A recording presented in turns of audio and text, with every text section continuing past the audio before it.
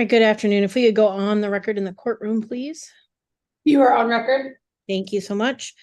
Good afternoon, everyone. This is the Family Law Docket B for December 19th, 2023. If you're not here for the Family Law Docket, then you're likely in the wrong place. We have a lot of matters on today, so I'll first ask if there's any agreed strikes or setovers. Your Honor, I have one. This is Megan Gilmore. All right, good afternoon. Which case? Number 16, Chef Check and Chef Check. I can pull up the docket. That is cause number 23-300-49108. All right. And the parties have recently, as of last night, reached an agreement regarding a visitation schedule.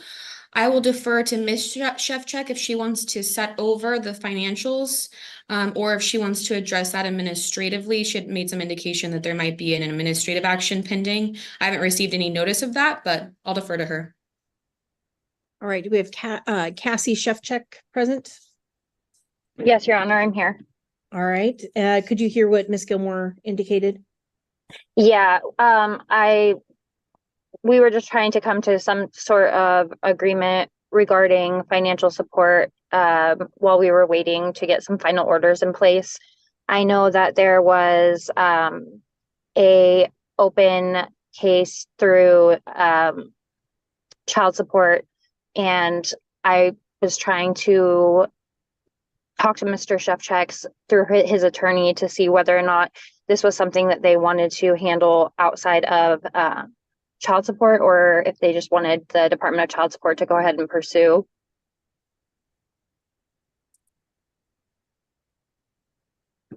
So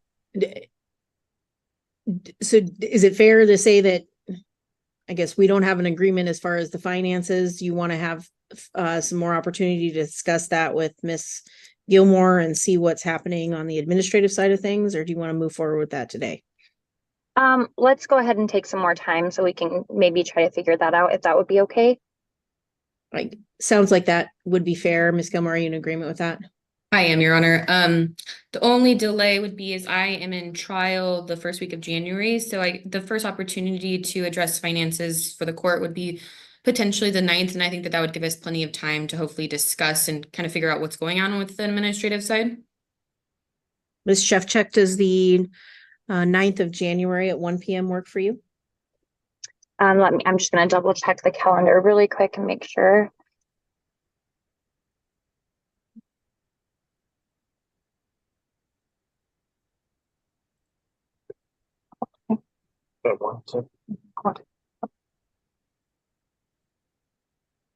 Yep, that works for us. All right. So we'll, and then if you and Ms. Gilmore come to an agreement prior to that, you can always strike that court date, but we'll set January 9th, 2024 at 1:00 p.m. as a review in this matter. And Your Honor, if I may, real quick for the record, I just wanted to note that the restraining order restrictions will remain in place and the exchange location will remain the same until Ms. Chef Check modifies the restraining order. And then lastly, I just wanted to note for the minutes, I wanted to confirm that she is waiving personal service of the summons and petition. She had indicated that the restraining order that fact, but I just wanted that noted in the dissolution case. We do have a proof of service via email on December 7th. And she may not have understood that. Does she want to be personally served? Is she okay with the email service on December 7th? Ms. Chef Check, if you could indicate for the record. Oh, yes, I email service on December 7th. Yes, I'm sorry. And that's okay for you to be served that way moving forward? Yes. Okay. Perfect. Thank you. All right. Good luck. Thank you. All right. Any other strikes or agreed setovers? Yes, Your Honor, on Miller, we agreed to set it over to January 2nd. This is a matter with Ms. Bliss. All right, let me. This is 23-300-51708. And Mr. Zanny, are you standing in for Ms. Bliss today? I am, Your Honor. Good afternoon. She's in a adoption proceeding. She'll be here momentarily, but in the meantime, she did ask that I take care of a couple cases for her, and that is my understanding on Miller, that it does get set over to January 2nd. January 2nd at 1 p.m. Thank you very much. Thank you, Your Honor. And then, Mr. Zandy, did you have others for Ms. Bliss? I do, and I have one of my own. Number 9, furlong. Mr. Roberts is on the other side of that case and has recently put in his notice of appearance. We've discussed this a couple of times and have agreed to set this over to January 24th, which is a pro se docket, but due to affidavits that have been filed but might not yet be an Odyssey, probably makes the most amount of sense to put that in front of whoever is going to be taking over those Wednesday dockets with the new schedule changes effective the first of the year. That's going to be Judge Evans. So if that Is that works. good by you, Mr. Roberts? Yeah, that's fine, Your Honor. And I'm sorry, how far into January were you wanting? 24th? 24th? Correct. All right. And Madam Clerk, those are 9 a.m., correct? Yes, but if it's furlough, it looks like there's a notice of disqualification for Judge Evans. For long. Well, then that would put it on the 1 o'clock docket in front of Judge Basher, and that's who filed the one against Evans, I guess would be the question. We can look into that. Mr. Roberts and I can figure that out from here, but moral of the story for today, we're going to set that over. We can docket it up for either the 23rd or the 24th, depending on the disqualification status. I only see an NOD on Judge Basher.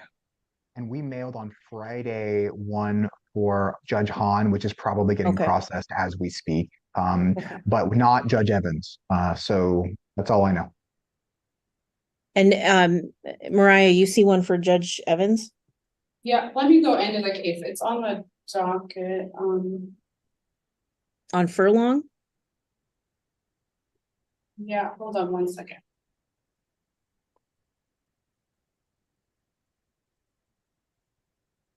Your Honor, Ann Height, guardian ad litem. I know there were 2 previous attorneys on this case. It may refer to one of those. For Mr. Furlong. Because it's not showing now.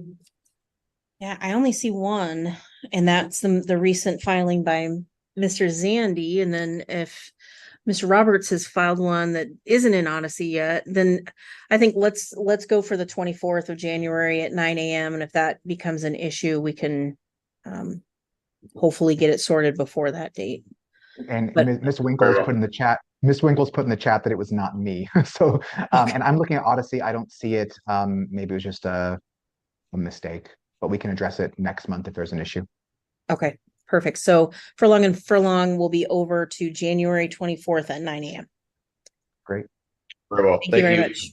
Thank you, everybody. And then lastly for me is on Miss Bliss's behalf is Jeremy Cook and Cassandra Hegdahl. That's number 7. All right, let me get there. That is 22-300-50908. And Aaron Winkle's My appearing on under- behalf of Jennifer Joslin. My understanding is that that's an agreed strike and can just be removed from the docket. And that's correct. All right, Hegdahl and Cook, 22-3-50908 will be struck. Thank you. Thank you. Thank you very much. All right, any other strikes or setovers or quick matters? This is Georgia Petrie again. I do believe that the low matter, LOWE, will be a short matter. All right, I just received some new updated orders. Let me get, this is cause number 23-300-45108. And Ms. Powers is here. And Amber Lowe is here. All right. I believe that the temporary child support order incorporates what the court was wanting. Ms. Petrie, I apologize. Am I getting that wrong? No, you're correct, Petrie. Okay, Ms. Petrie and I had agreed that rather than do a back support judgment, the order could just start August 30th. And then section 25 of the order records the payments that the father made directly to the mother and instructs DCS to give him credit for those payments. All I right. am in agreement with the state's proposed orders. And Miss Lowe, have you received copies of those proposed orders? I have, Your Honor. And any questions or concerns about those? No, Your Honor. All right. May I indicate for both Miss Petrie and Miss Lowe that you approved via Zoom for the paperwork? Yes, Your Honor. Yes, Your Honor. All right. I've reviewed that paperwork and hold on one second.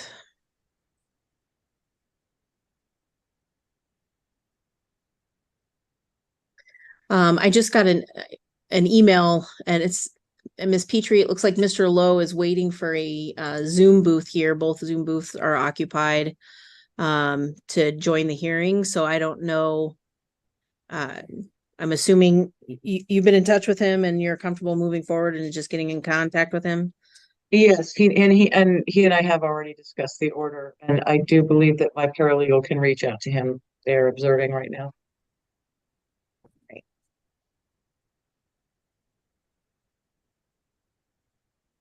He's getting in the booth right now. My mom Oh, just stepped. there he is.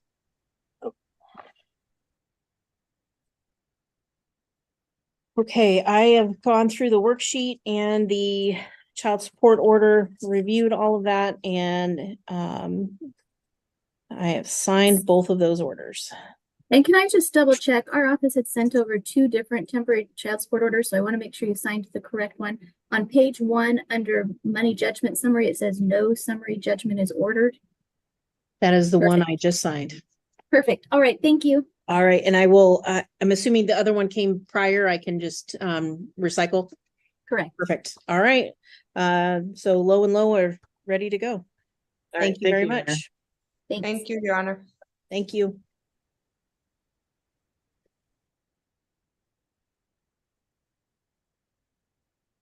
All right, let's go Krevling and Hogan or Hagen, 12-3-00706-8. That letter's ready, Your Honor. We're on for a child support review. Do we have Sky Krevling here?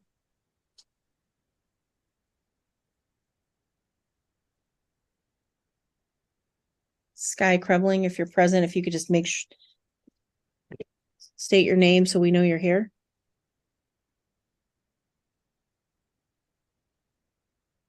I see somebody named Sky. I don't hear anything though.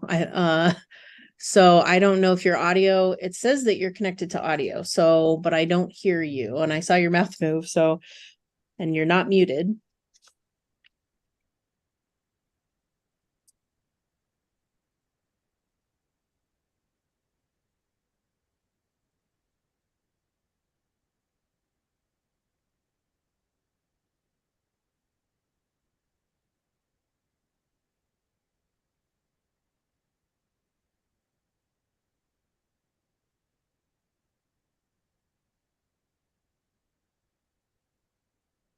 All right.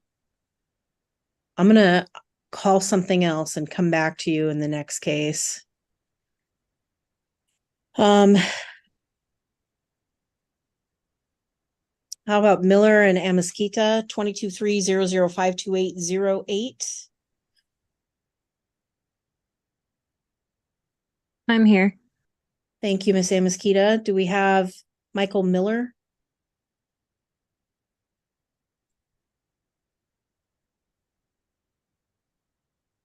Michael Miller.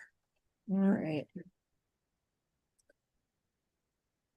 All right, we're here for a review. There was a contempt that occurred in the middle of between our trial and today's review. Miss Amaskita, can you just give me an update about where things are with your case and the protection orders and how things are progressing?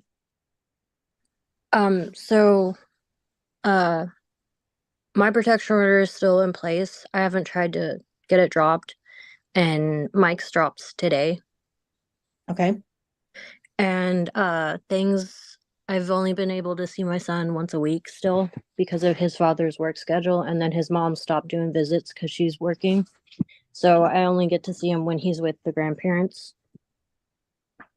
And from what I've seen with visits and from his report card, his behavior is still the same when he was with me. And Mike has been going to his DV assessments, like it was said to go, like you said to go for the court order. And is his order still in place? It should be ending today. So everybody but use is expires today. Uh-huh. Okay. And yours is, I think, is it through February? I don't remember. Okay. Well, I'm a little frustrated that Mr. Miller isn't here. And I know I know his attorney withdrew at our contempt hearing. I do see that he is representing himself. What I'd like to do is, are you available on the 26th at 1 p.m.? Of Next Tuesday? Hold on, let me see.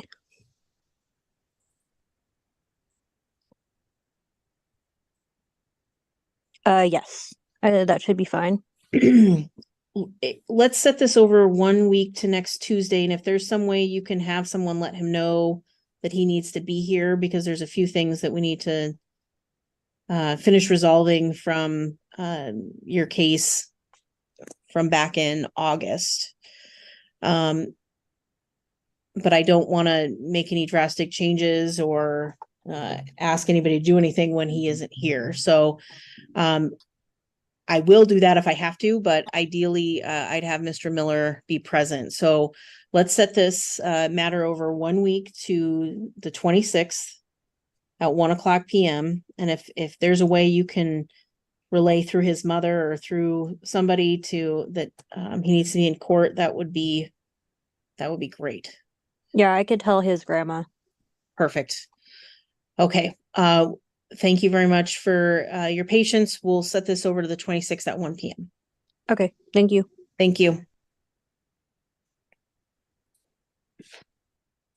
All right. I'm going to call Ms. Krebling again, see if... Can you hear me now? I can. Yes. Thank you. Okay. Perfect. So sorry. I don't know what, no, what happened there. It happens. I can't claim to know why, but it happens. So this is cause number 12-3-00706-8 on for child support. And I don't know who wants to start. I'm going to start with Mr. Zandy. I know we got our temporary parenting plan entered, and this is the last temporary issue we need to deal with. So Mr. Zandy, any additional comments? Mr. Zandy, now I can't hear you.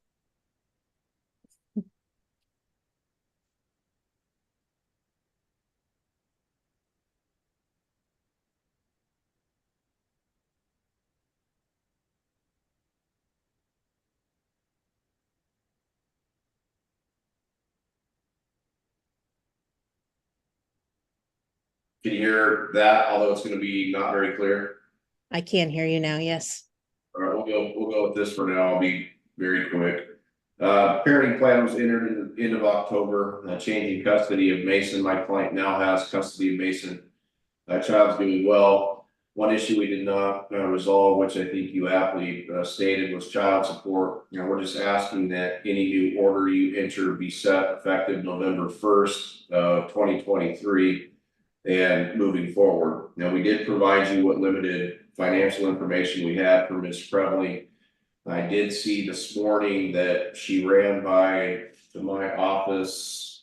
Appears as though a quick declaration, some updated pay stubs, and a proposed order. Again, my client That was forwarded to him this morning, but I don't have his input. Nonetheless, I don't think it makes a lot of difference. The income is what it is. Both parties have a child from another relationship. My client's agreeable to granting a whole family deviation, and we just need to get an order entered reflecting the change in custody and an appropriate amount be transferred from Ms. Krevling to Mr. Howard. In your child support worksheet that you submitted back in November, I don't see, was the whole family deviation, it doesn't appear as though that was applied in that proposed worksheet. Have you run new numbers or? We could do that really quick, but normally because the deviations are discretionary, I don't usually include those. I just put it in the synopsis for my client's declaration, which is contained therein. I'm happy to run it. We've got a transfer basic support obligation of $516. I anticipate once we apply the whole family, that will go down to roughly that $400 so per month mark. The information provided by Ms. Krevling, there's a little bit of a difference in how the incomes are computed, but nonetheless, I don't think it's going to make a significant difference in that. But as noted in my client's declaration, we're happy to provide the deviation because I do think that's appropriate. All right, Ms. Krevling, anything you would like to add?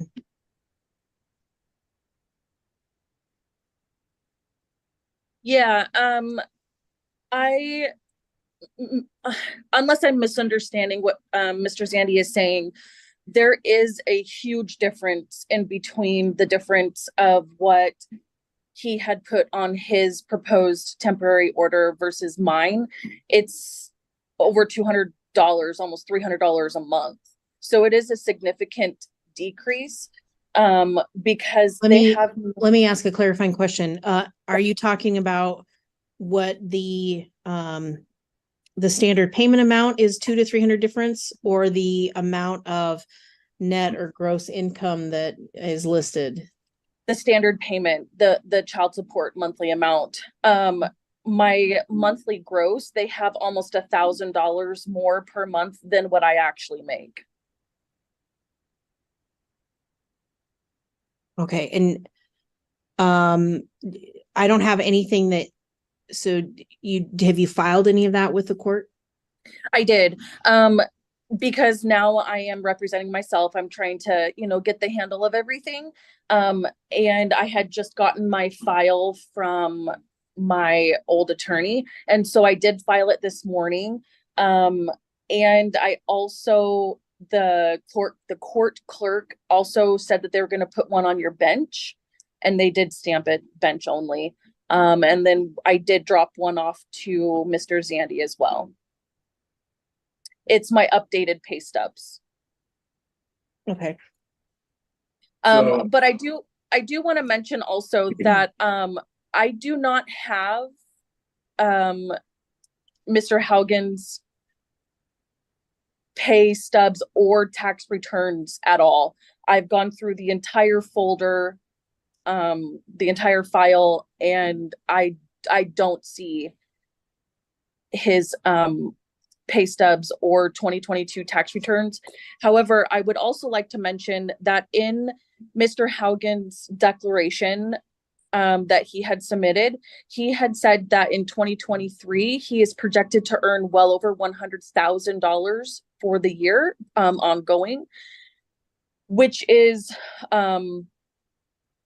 at minimum $22,000 difference per year. So that will also and should also significantly affect the monthly support payment as well. Okay, first, I did not receive anything, so I don't have your updated information, Ms. Krevling. Mr. Zandy, you indicated you did receive that, and any other comments based on Ms. Krevling's comments? Yes, there's a real easy way, I think, to resolve this. First of all, she was served with my client's income information back on July 27th of 2023. She was personally served that. We've had that she said that in her possession. Mr. Baldwin had that in his possession since the onset of this case. Nothing has changed. Secondarily to that, if you look, and I don't know if it's in front of you or not, because again, it appears that she just filed this yesterday afternoon. her net pay through October 31st was $31,316.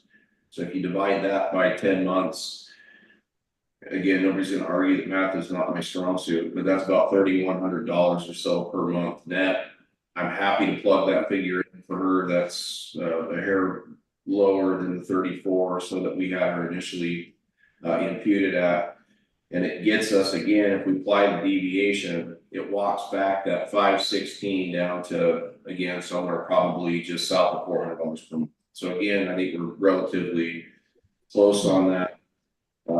It is what it is at this point. We just need an effective start date. I'm happy to compute the numbers based on the most recent information that my office received this morning from her. All right, so let's adopt the approximately 31 net a month for Miss Kreveling, except his matches what's been submitted, and there are sealed financial documents in here, and there was proof of personal service of those documents back in July. So Miss Kreveling, you should have those available to you. And I will grant the whole family deviation and then adopt whatever that amount is, and set that to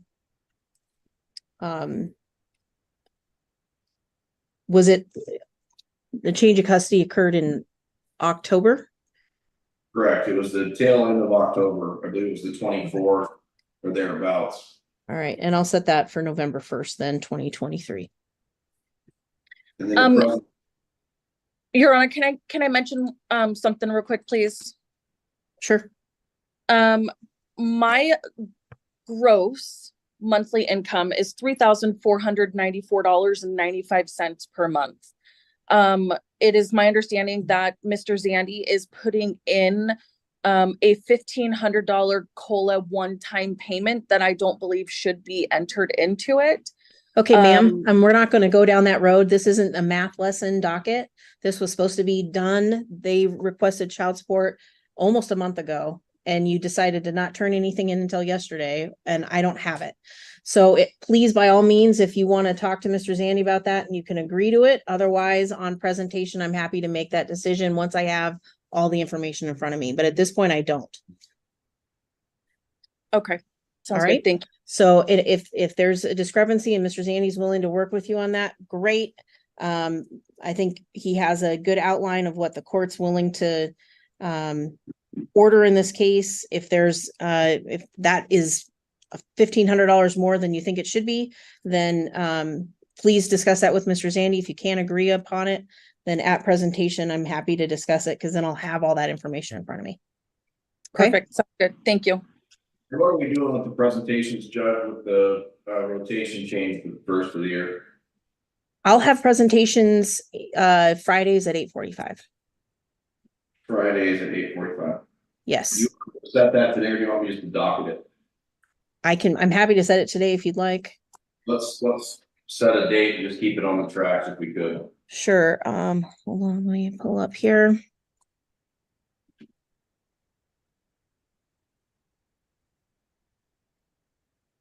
Does Friday the 5th of January at 8:45 work? That's fine. Okay, so Ms. Kreveling, Friday the 5th, 8:45, it'll say Judge Fassett's presentation docket. So that's a Zoom hearing.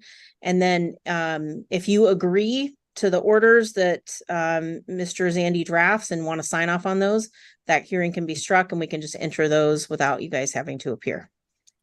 Perfect. Thank you. All right, thank you.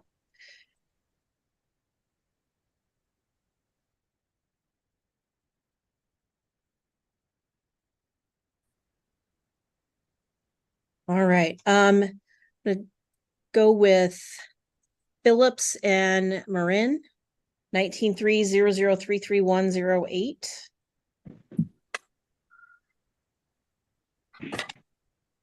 This is Amy Trumbull, the guardian ad litem in the case. Right, and we have Patrick Phillips. Yes, right here. Thank you. And then Miss Cotto is present on behalf of Monique Moran. Monique Marin. All right. We're here on a motion for a temporary order, and I believe Mr. Phillips's motion. it is Mr. Phillips's motion. So Mr. Phillips, go ahead with any comments and let me know what you are requesting. I just want to see my daughter, Your Honor. You know, I have done a lot of time in prison. I have nothing to do, has nothing to do with women or children.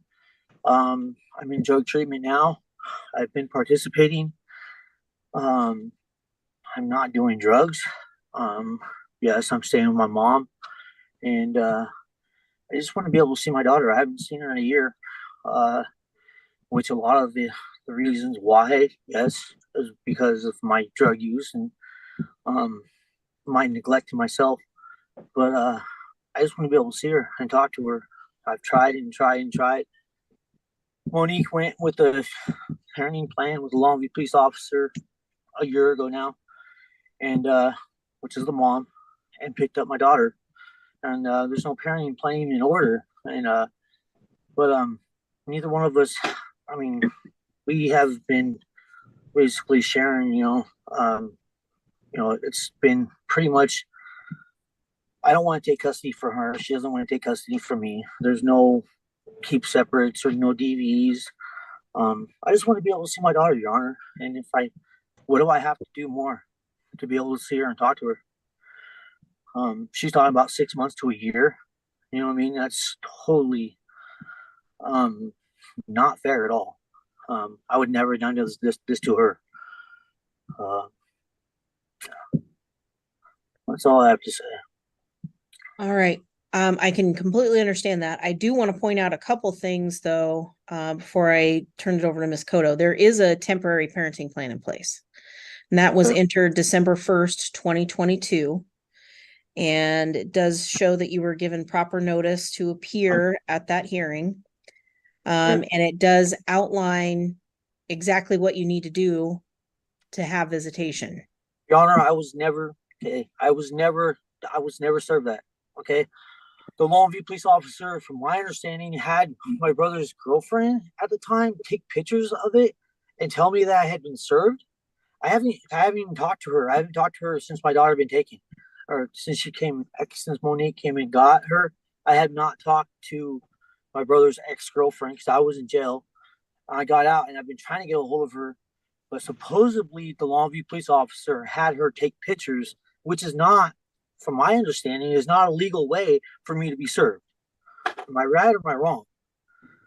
That's not how I have a proof of service that the documents were delivered to you on an Academia Street address also. Okay, I'm not going to argue with you about that, but that's what I'm showing. Okay, that's what I'm showing.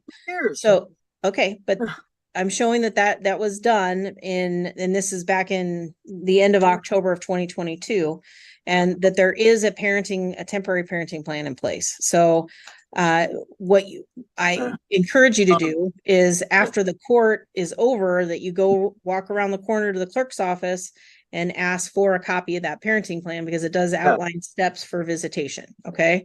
All right. Ms. Cotto. Thank you, Your Honor. So what occurred was Mr. Phillips had an address that he used.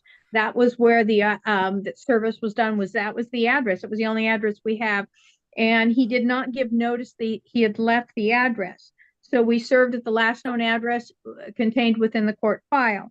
And so when my client, we submitted our documentation back in November, and we set it for hearing.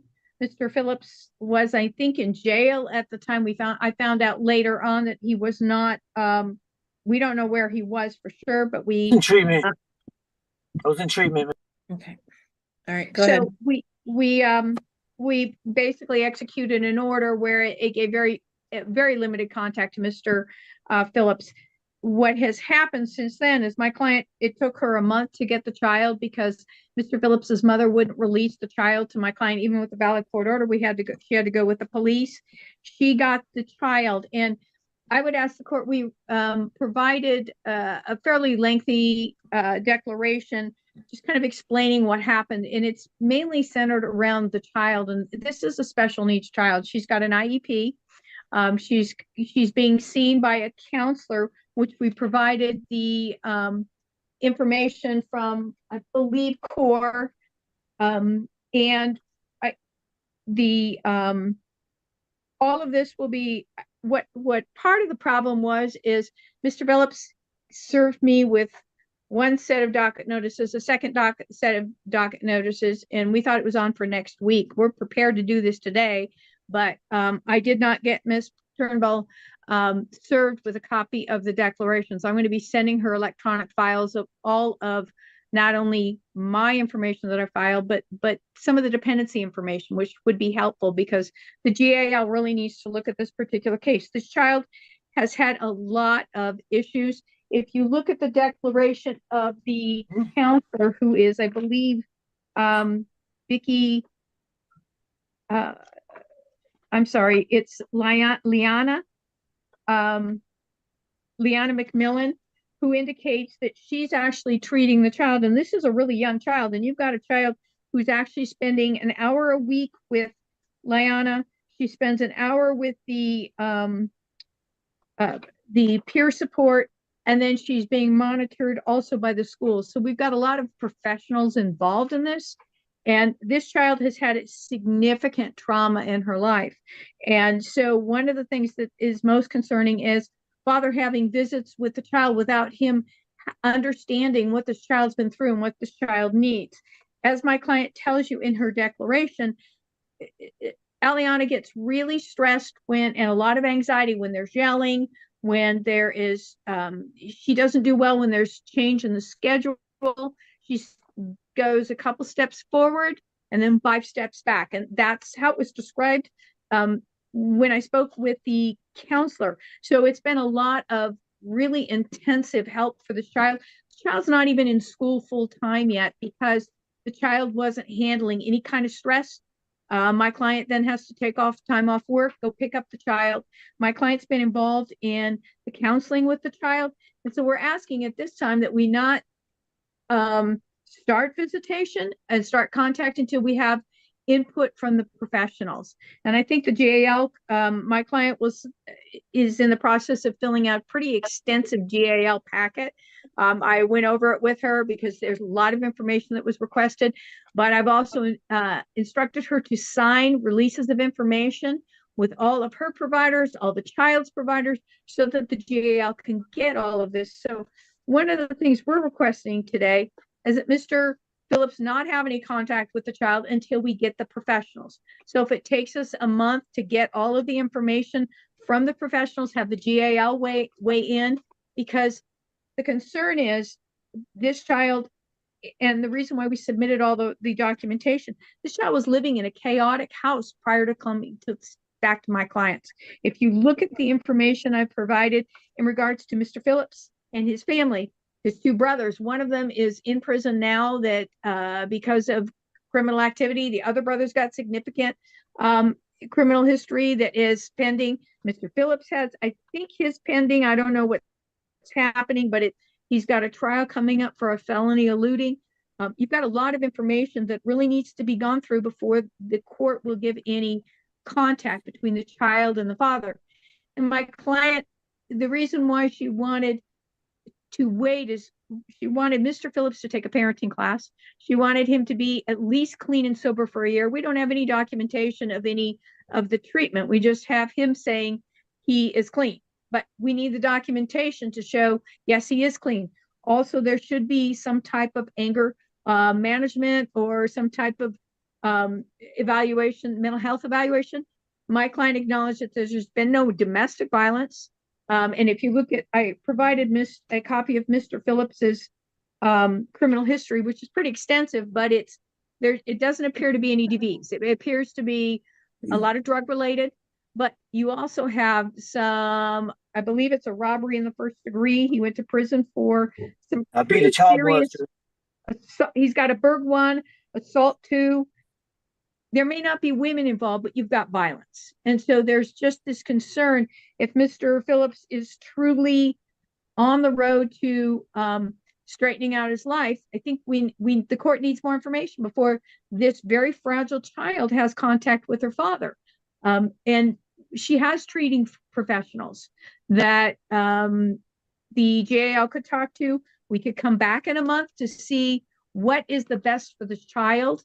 If this was just a child where you didn't have this issue, I don't think my client would be asking for this restrictive of a plan. But in looking at this particular child, Aliana is very young, but she's also so young to have these many professionals involved.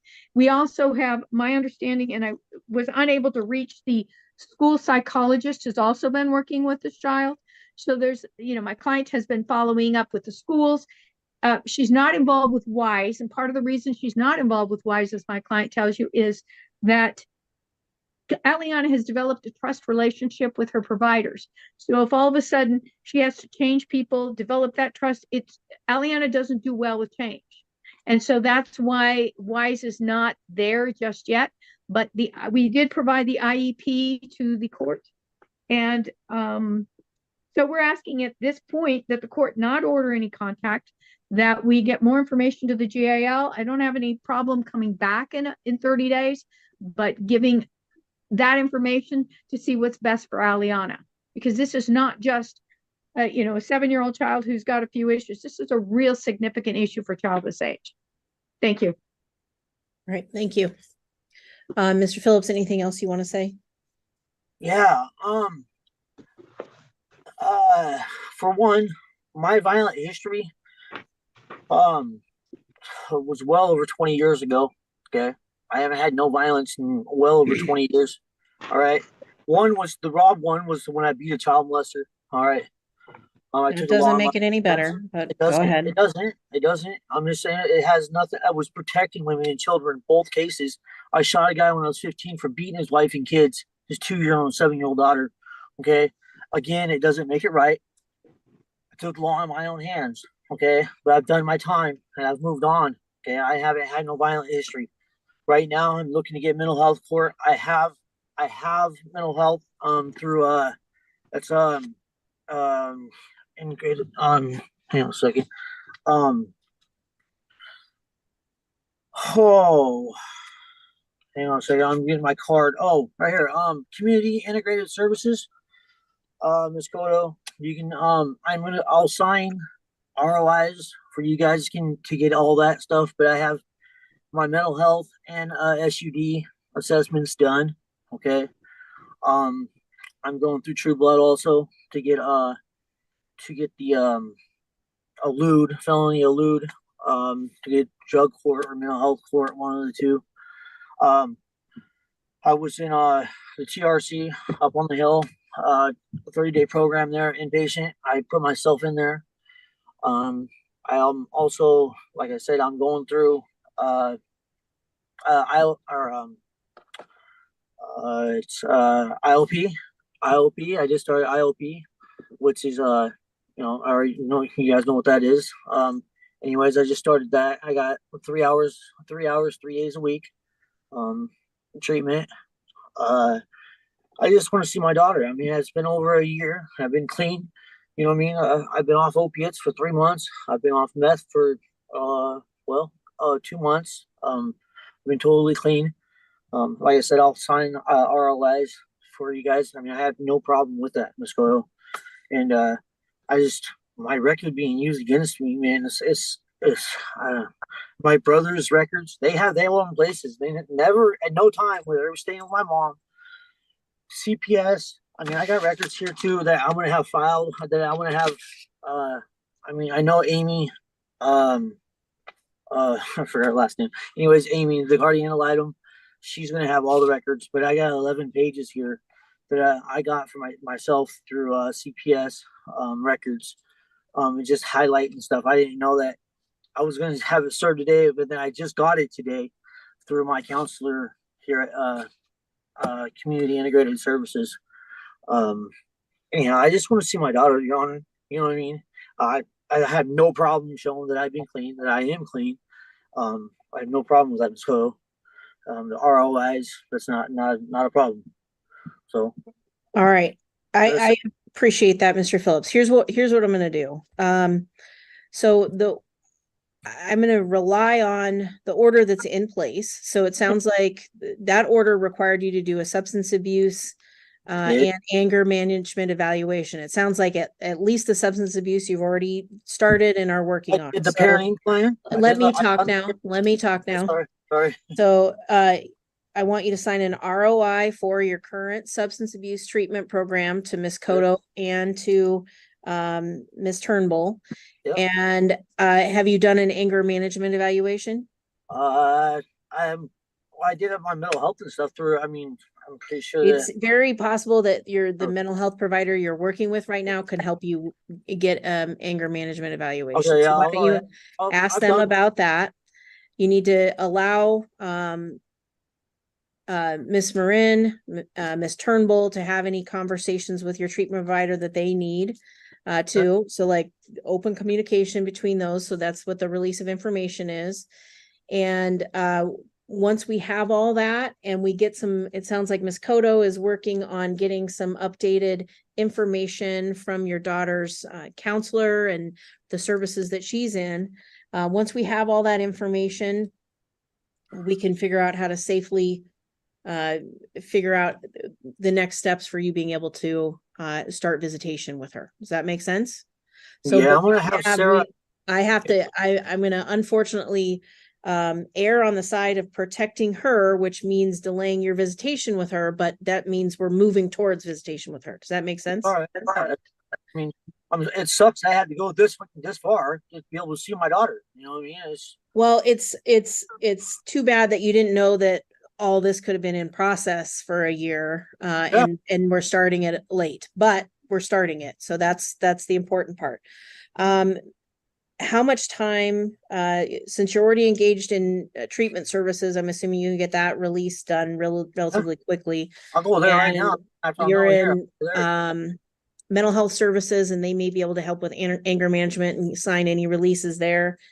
Ms. Cotto, you think, and I guess Ms. Turnbull, I'll ask you as well. Do you think a month is, if we set this to mid-January for review, that all that information should be able to be shared amongst everyone? The problem is the holidays right now. School's out, so we can sign the releases. I need to get Ms. Turnbull all of the CPS information because I'm going to have that on a thumb drive for her because it's probably too big to email. And I have a lot of information. So I don't know what Ms. Turnbull's schedule is. I would say at the earliest, the end of January, because we need to get with the school, and I don't know if there's an input from somebody else. I think the end of January sounds reasonable, and I will certainly do my best to get the information from the other providers. Right now, I don't have, information back from either party, so it's a little bit difficult to know between the holidays and when that information is going to come because, I need that to get started. So, Amy, sorry, Amy, I sent over that packet. I emailed it to you. Thank you. Yeah. I haven't received it yet, but I appreciate that you sent it. Okay, it was Friday last week. Okay, Thursday or Friday last week I sent it over, but yeah. I'll check up with you. So here's what I'm going to say. Because I don't want to lose track of this, and we may not have everything we need, but let's set a review for January 23rd, 2024 at 1 p.m. Okay. And then Mr. Phillips, I'm going to ask that you make sure that you give Miss Cotto and Miss Turnbull your most up-to-date contact information, whether that's phone number, email, whatever you use most often, and we'll be checking the most often, so we can all make sure that we can communicate and share information. Is that fair? Yeah. Your Honor, I just have a quick question because I anticipate I'm going to be doing the order.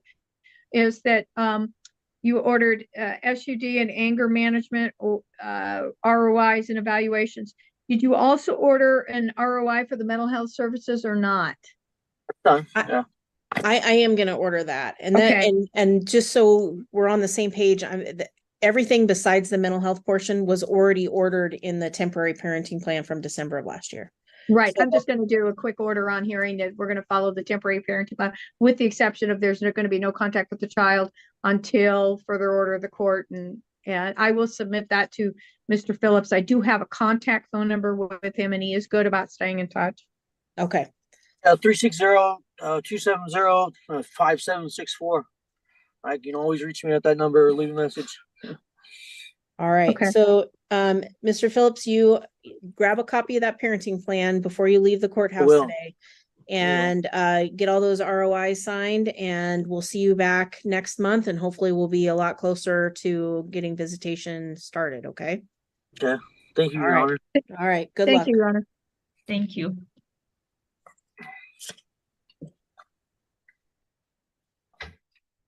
What is she doing again? Because she had to. All right.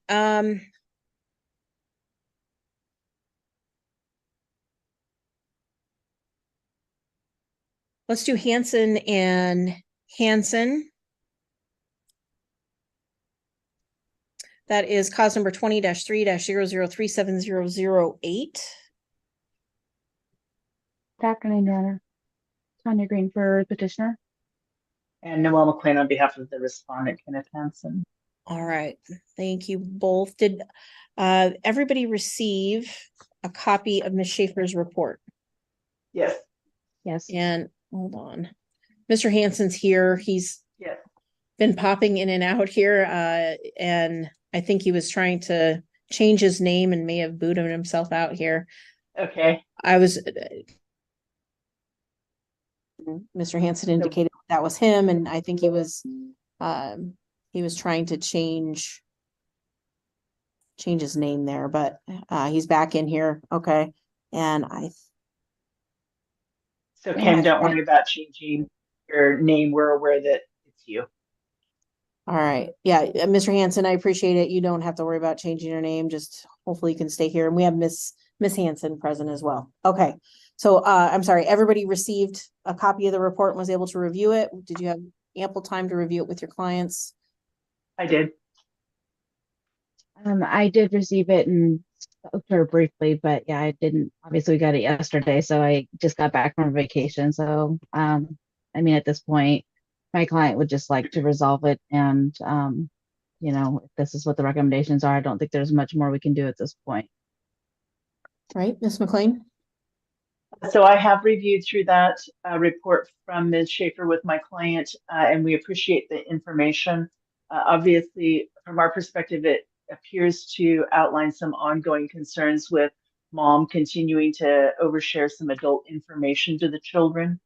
I know in the prior parenting or in the current parenting plan, there are provisions that if there are concerns that she's maybe backsliding mentally in that regard, that the court could provide for some additional services, but I didn't see that Ms. Schaefer had concluded specifically that she needed to re-enter into any type of mental health services.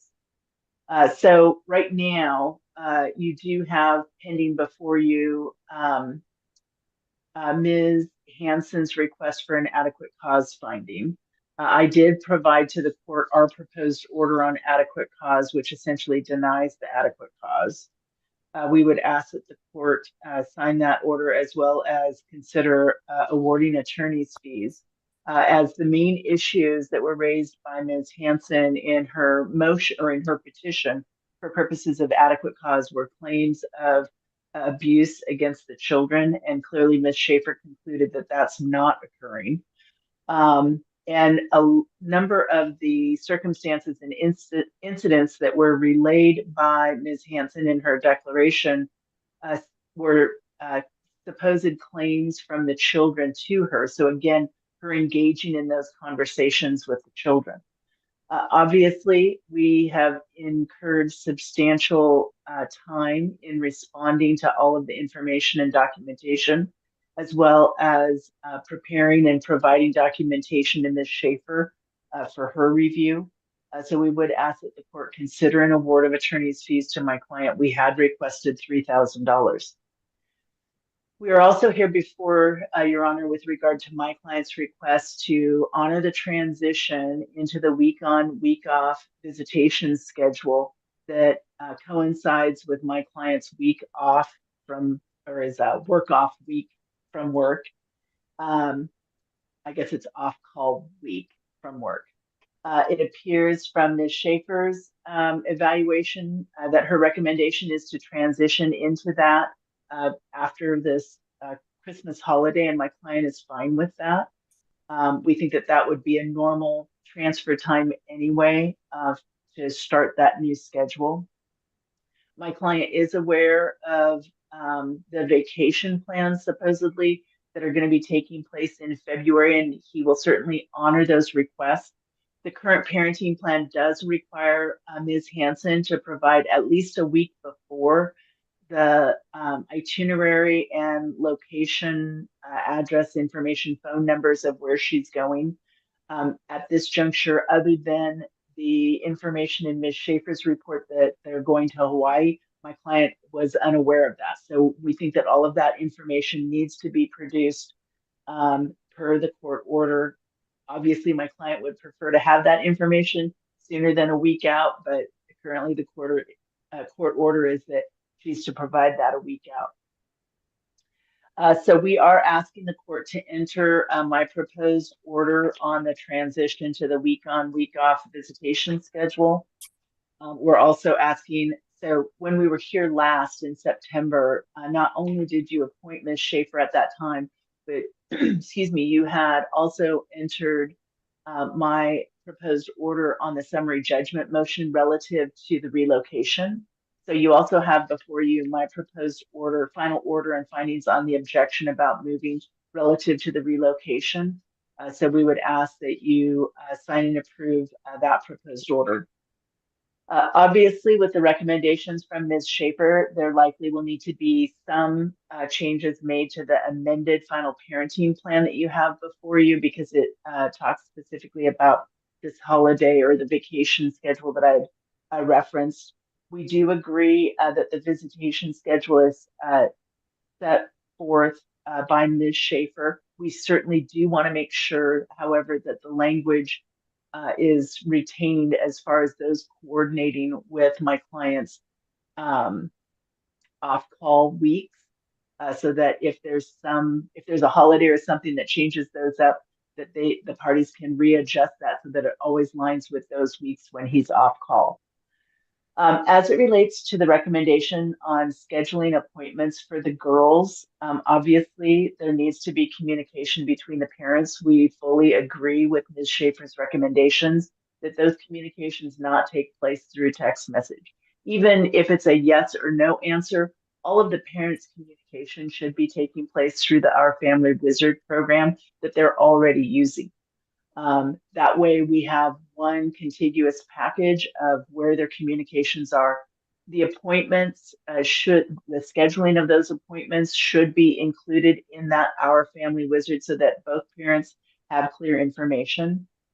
And it's our position that both parents should be allowed to participate in appointments for the children, no matter whose visitation time it is. There seems to be this belief by Ms. Hansen that if she's scheduling the appointment time, then that's her time with the children and he's not involved.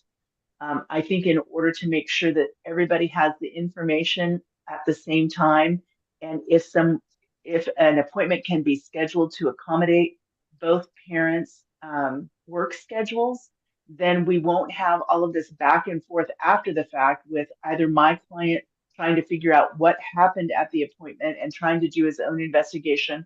And we can utilize doctors' appointment times, their time, much more efficiently by making sure that both parents are there, both parents are able to get their questions asked and answered so that they can make an informed decision rather than having this constant back and forth as far as what was the initial information that was provided, either parent going back and doing their own investigation and research.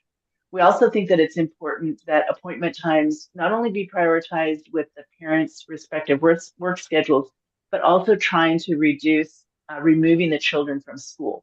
So if appointments can be accommodated during non-school hours, we think that that's important.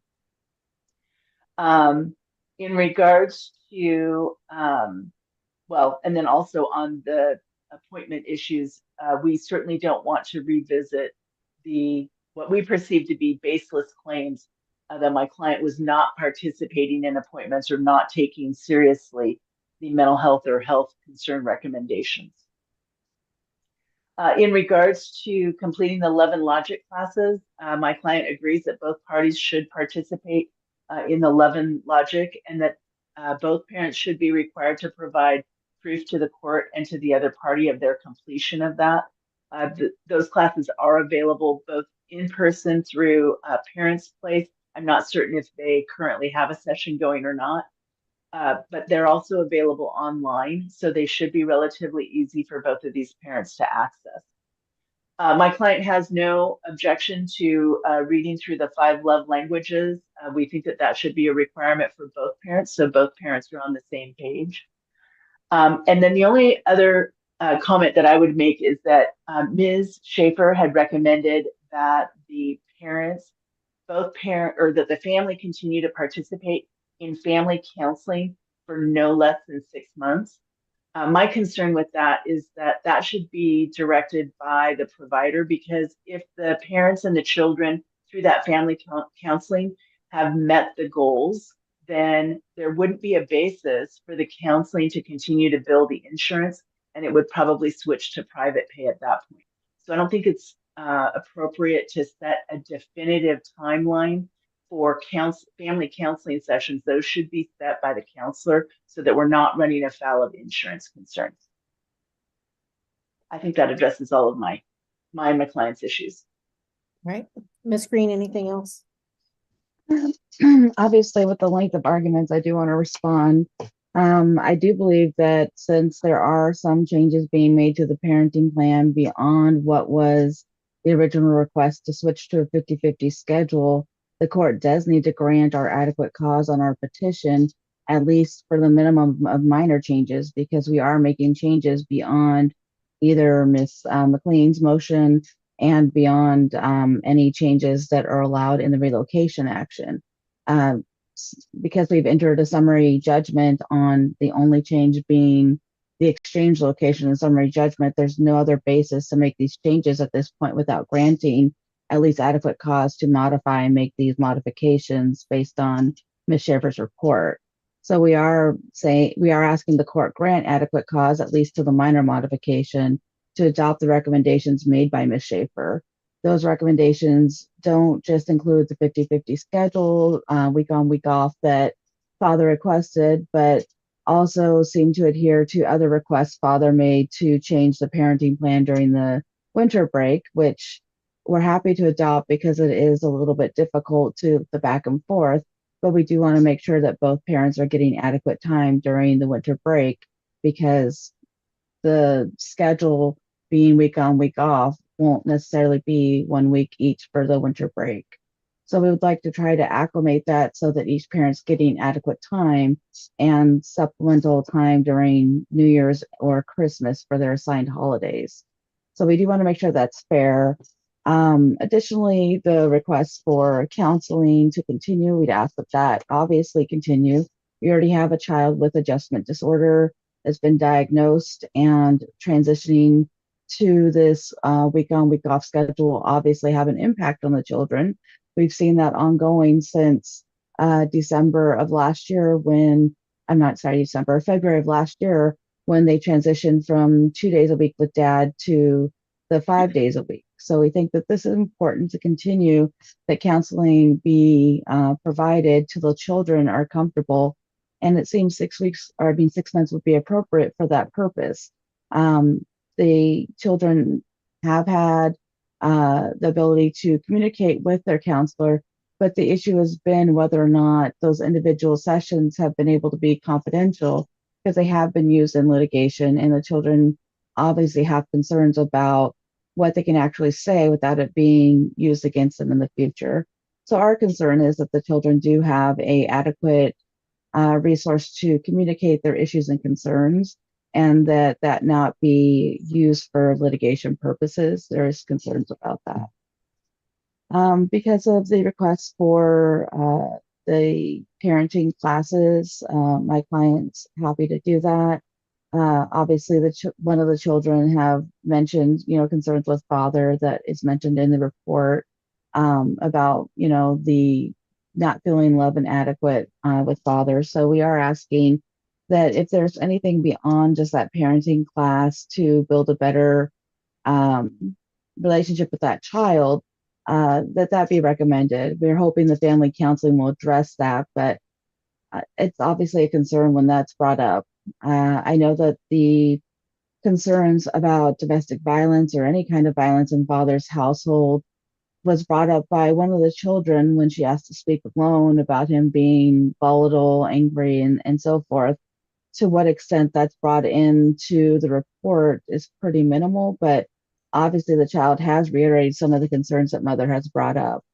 At this point, the investigator hasn't decided to make any further requirements of father other than the parenting classes, but obviously it was a concern and she did take note of that.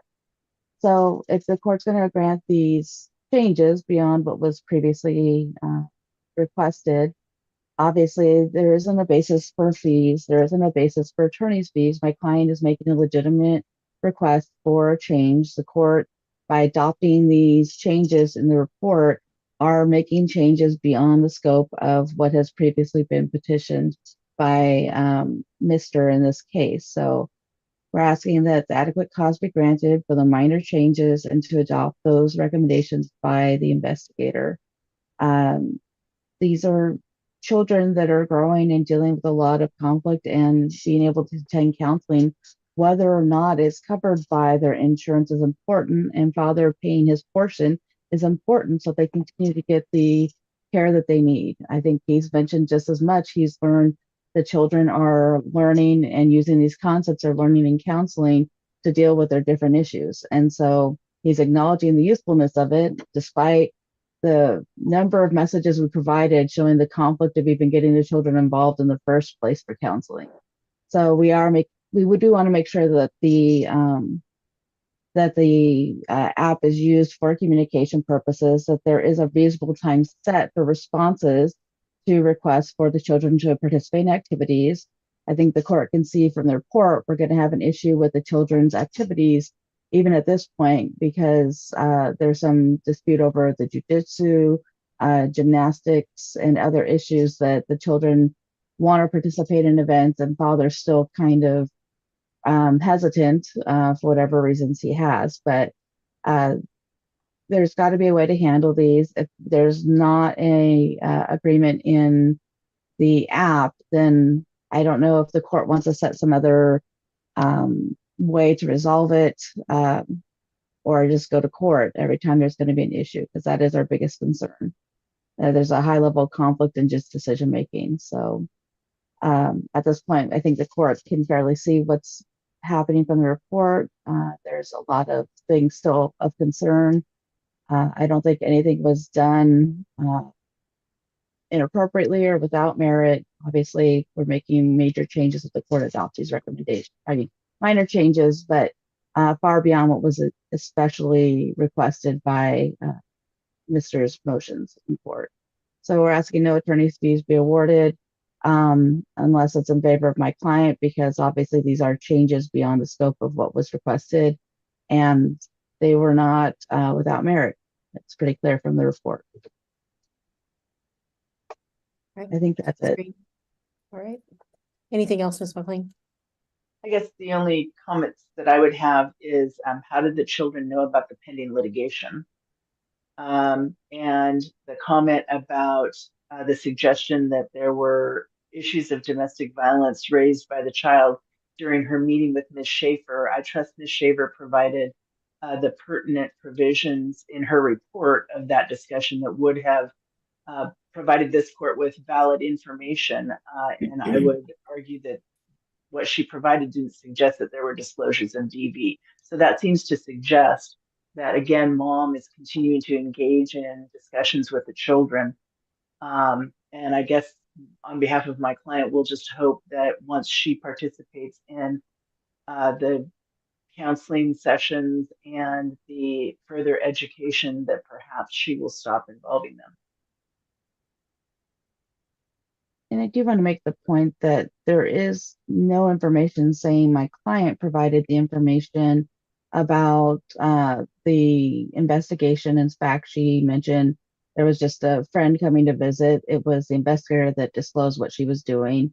And there was no reference that that information was provided from mom, nor the information about the grandparents split. That could have been provided by grandparents as much. There's nothing saying that mom told them specific information about the grandparents, which seems to be used repeatedly to say she's oversharing. I think that that continues to be associated with my client and trying to use that against her, but that is not verified in any form of this investigation. All right, I'm gonna just address that really quickly, and then I'm gonna move on because frankly, it's probably not one of the bigger concerns that I have here, but very openly in front of the Miss Schaefer, mom's, and I apologize, I don't know if it's her new husband, her fiance, boyfriend,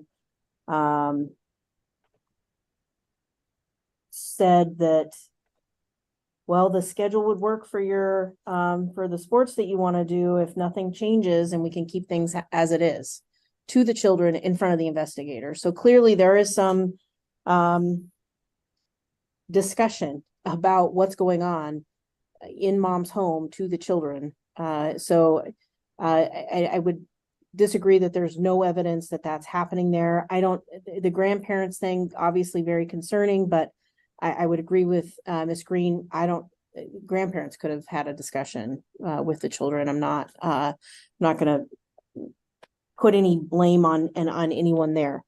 This is a situation where we have two still relatively young children, I believe 7 and 9, that are in a state of flux. And we always say kids are resilient and they can muster through and it'll be fine. I'm glad I have both parents on the line here today. Both parents in their conversations with Ms. Shaver indicated how great it was when they worked together to parent, and that a lot of what they maybe their how they run their households may differ, but a lot of the main concerns and core beliefs that these folks have for their children is shared. And I want to just stress and remind these folks that these two children, yeah, they're adapting, they're trying to muster through, but you are very much in control of how smoothly that their transitions happen. And I encourage you to work as much together as you can, because you two are the consistencies really that they will have as they go through this process. So that is, in my opinion, it's very imperative that you always recognize that those children are what you're worrying about first. Put aside the frustrations you may have with each other, the disagreements that you may have with each other, and recognize that these children need the two of you to work together to make their lives as best as it can be, because they are having to adjust. They are having to muster through because of the situation that they were put in. They didn't have a choice.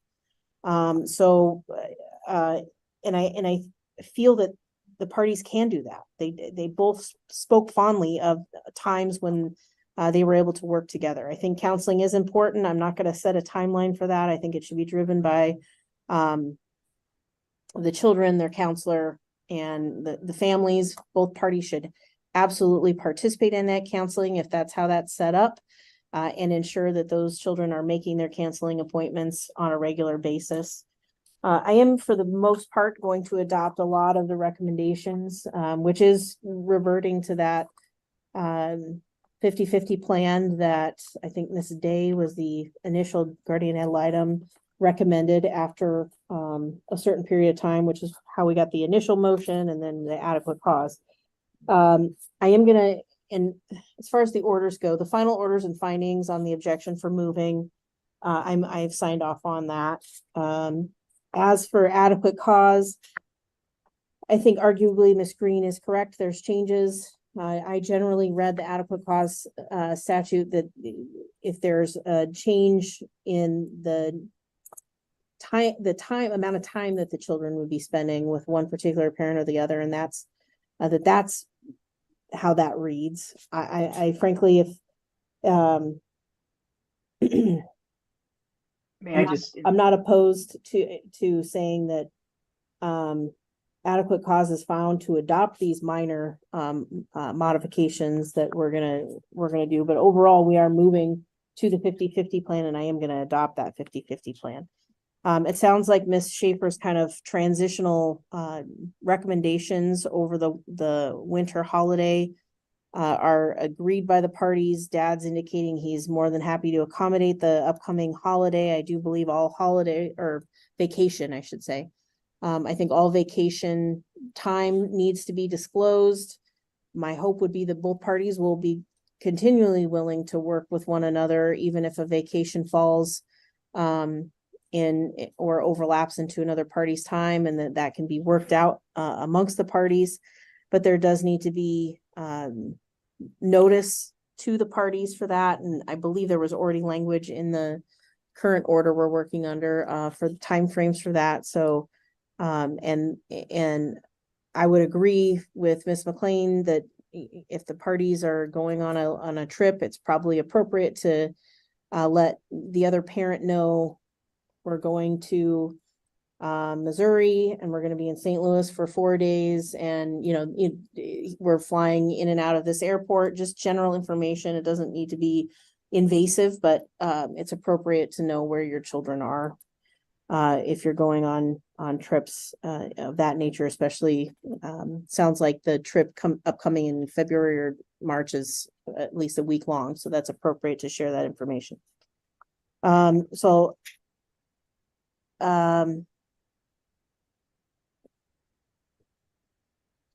I think that the recommendation for the switching of the winter break is appropriate. And I will adopt that recommendation. So for 2024 moving forward, each parent would get the, half of the break determined by even or odd years. Family is using My Family Wizard now. I think that's appropriate. I would ask at the parties if there's an inquiry to one party or the other, that there is a reasonable response time. So don't leave someone on red for days. If there's a request to set an appointment, share that information. And I'm going to point out another thing that I noticed. An appointment was set during school time because it was told that was the only appointment available, when in reality there were other appointments, but it was the only appointment available with that particular doctor. So share all the information up front, because I think that will eliminate the need for the other party to maybe make further inquiry or to anger or upset the other party. So I made it with Dr. Smith because I think they're best suited for our kid, and that meant it had to be during the school day.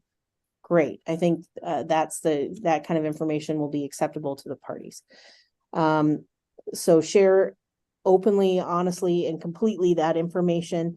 And then I'd ask that the parties respond as quickly as possible. I don't want to set a specific time frame on that, because I don't want there to be contempts. If it's, if I say within 36 hours and 38 hours later someone responds, and then there's a contempt. But let's have a reasonable and as quick as possible response time, assuming that, I would hope that while families in Hawaii, dad doesn't make, 10 doctor's appointments and expect mom to respond during vacation, so all within reason. Well, and the way I read Ms. Schaefer's report, she said that if they needed time to at least communicate that time. Yeah, if mom says, okay, we have these 3 options and here's which I think is going to be best, and dad needs time to look at his schedule, and I think it's appropriate. I truly believe that both Miss Hanson and Mr. Hanson can work together for the best interest of these children.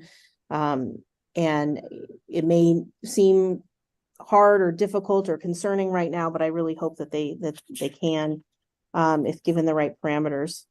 I think joint decision making is appropriate because, as I stated, I think a lot of their core beliefs about how to raise these young ladies is very similar. So I think joint decision making is appropriate. Love and Logic, I think, is a great tool. I think every parent should take that class, frankly. And the 5 love languages of children, I think that's a great recommendation. I will ask Dad to do that. I think Mom, if she has an opportunity to do that, should do that as well, but I'm not ordering Mom to do that. It would be great if they were on the same page for everything. Clearly negative comments, disparaging other parties, or sharing any additional information that's not necessary is going to be frowned upon and should not occur. This is going to be, it's going to be potentially a rocky road until the parties and especially these children get used to this new schedule. But I really hope that that it ultimately is successful for everyone. As far as fees, I'm not going to order any attorney's fees. I do understand why the motion was brought. I understand, frankly, on both sides. I understand why the motion was brought. I don't know if communication was broken down or fractured enough, or there was concerns that from one of the children that spurred all this, and all of that I think is understandable. My hope is again, these parties can work that out, and the children will still have the option and regular counseling sessions to speak with people and share any concerns that they have moving forward. So when I was talking about adequate cause, I heard someone say I disagree with my assessment, and I don't know who, was that Ms. McLean or Ms. Green? I think the only comment that I was just to remind the court that within the parenting plan, there was a provision that allowed Mr. Hansen to file a motion without a finding of adequate cause to transition into the week on, week off. I do recall that, and I don't frankly know if some of these other minor parameters, obviously Ms. Green's position is that would require adequate cause to make those changes. And it sounds like Ms. McLean, your position is it would not require a finding of adequate cause to make those minor changes. No, I don't think that I would say that. I think I probably agree with counsel that you likely should. Okay, so then I'm gonna, the order on adequate cause that was proposed by Ms. McLean, I'm going to put into my shred pile because that's a denial. And then I don't know if the amended parenting plan, you're probably going to want to tweak, is there going to be some tweaks to that as well? Yeah. So I'll set that aside. And then the order to transition visitation, do we want, is that good as it is? I believe so. Ms. Green, any objection to the court order or entering the order to transition visitation? My only concern is we're going to be having an order entered related to all these changes, so it wouldn't just be over the 50-50. I would just adopt the final order so we don't have multiple orders entered, so just for continuity purposes. But let me pull up the order if you're looking at addressing it right now. I thought today we were just reviewing the report since we just got it.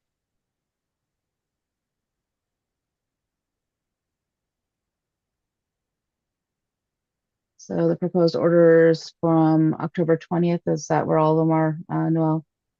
Yes, this is the only, I've entered the findings on the summary judgment because that was agreed. And so this is the order to transition visitation. Okay. And October 10th, or excuse me, 20th is the date that it was signed by Ms. McLean. That's correct. So paragraph 2, obviously the date of the hearing is going to have to change if you're making a decision today. It says on November 14th. So if you change that to December 19th, I think that's appropriate.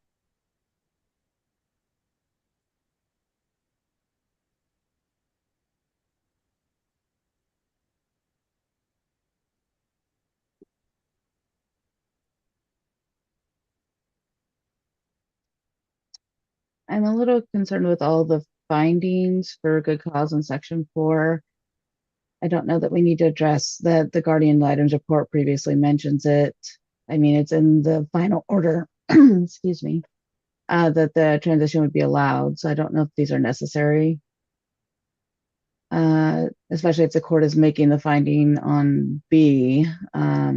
the parties reached an agreement to allow for one additional year.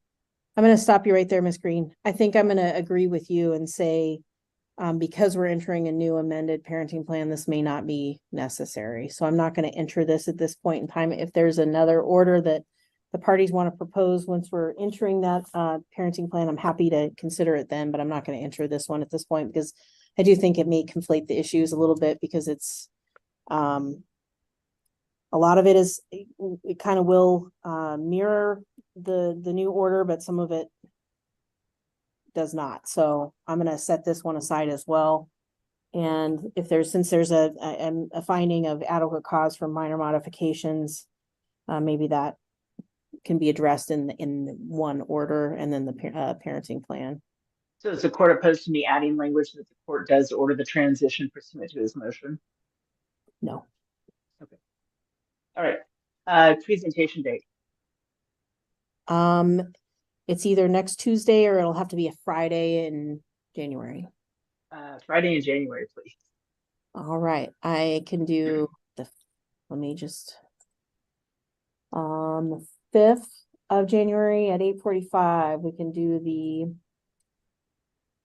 So I'm supposed to be in trial that week. I'm not certain which days I'm scheduled for. Are you opposed to going to the 12th? I can do the 12th at 8:45. Ms. Green, can you do the 12th at 8:45? That's fine. Okay, so we'll set presentation for Friday, January 12th, 2024 at 8:45 a.m. Okay, thank you very much. Ms. McLean, are you drafting or do you want to send me your draft and I can revise it, whichever you prefer? I'll get it. I'll draft. All right, thank you. Thank you. All right, thank you. And thank you, Ms. Schaefer.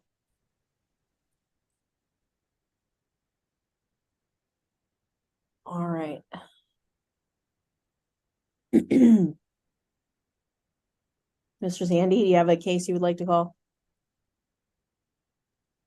I can. I didn't mean to do that. I'm sorry. Oh, that's okay. I have, we could call Swanson and Barnes. Yeah, it shouldn't take that long, Judge. All right, 17-300-43508, and I see Ms. Dow here. Good afternoon. Good afternoon, Your Honor. Can you hear me okay on this audio? Yes, I can.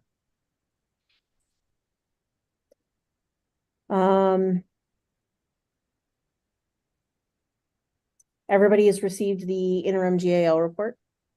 Yes, Your Honor. All right. Thank you, Ms. Height. Any requests for action today?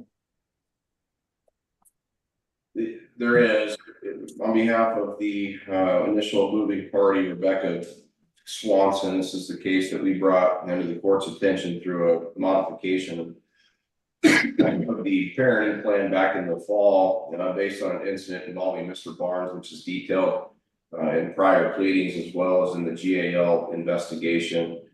We certainly think that adopting, again, a conservative approach to where we're going right now for this 7-year-old child is appropriate. We do ask that you adopt the GAL's recommendation, which, certainly if I'm reading that correctly, doesn't necessarily say we're going to curtail dad's time permanently, but on a temporary basis, cut back on that a little bit. It sounds like dad had some admitted stressors in his life related to finances, related to his dependence on alcoholism and the like, as well as reading between the lines, some issues in his marriage. So given the gravity of the circumstance that happened in September, and again, that was only a few short months ago. Again, we have a child who's in counseling and we have a lot of questions in the air.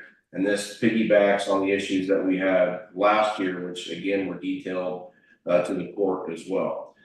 I think we need to give him time to process some of this, to continue working his alcohol treatment program. It appears that he's in AA. Good for him. I think that's a positive thing. Hopefully that has a lasting impact.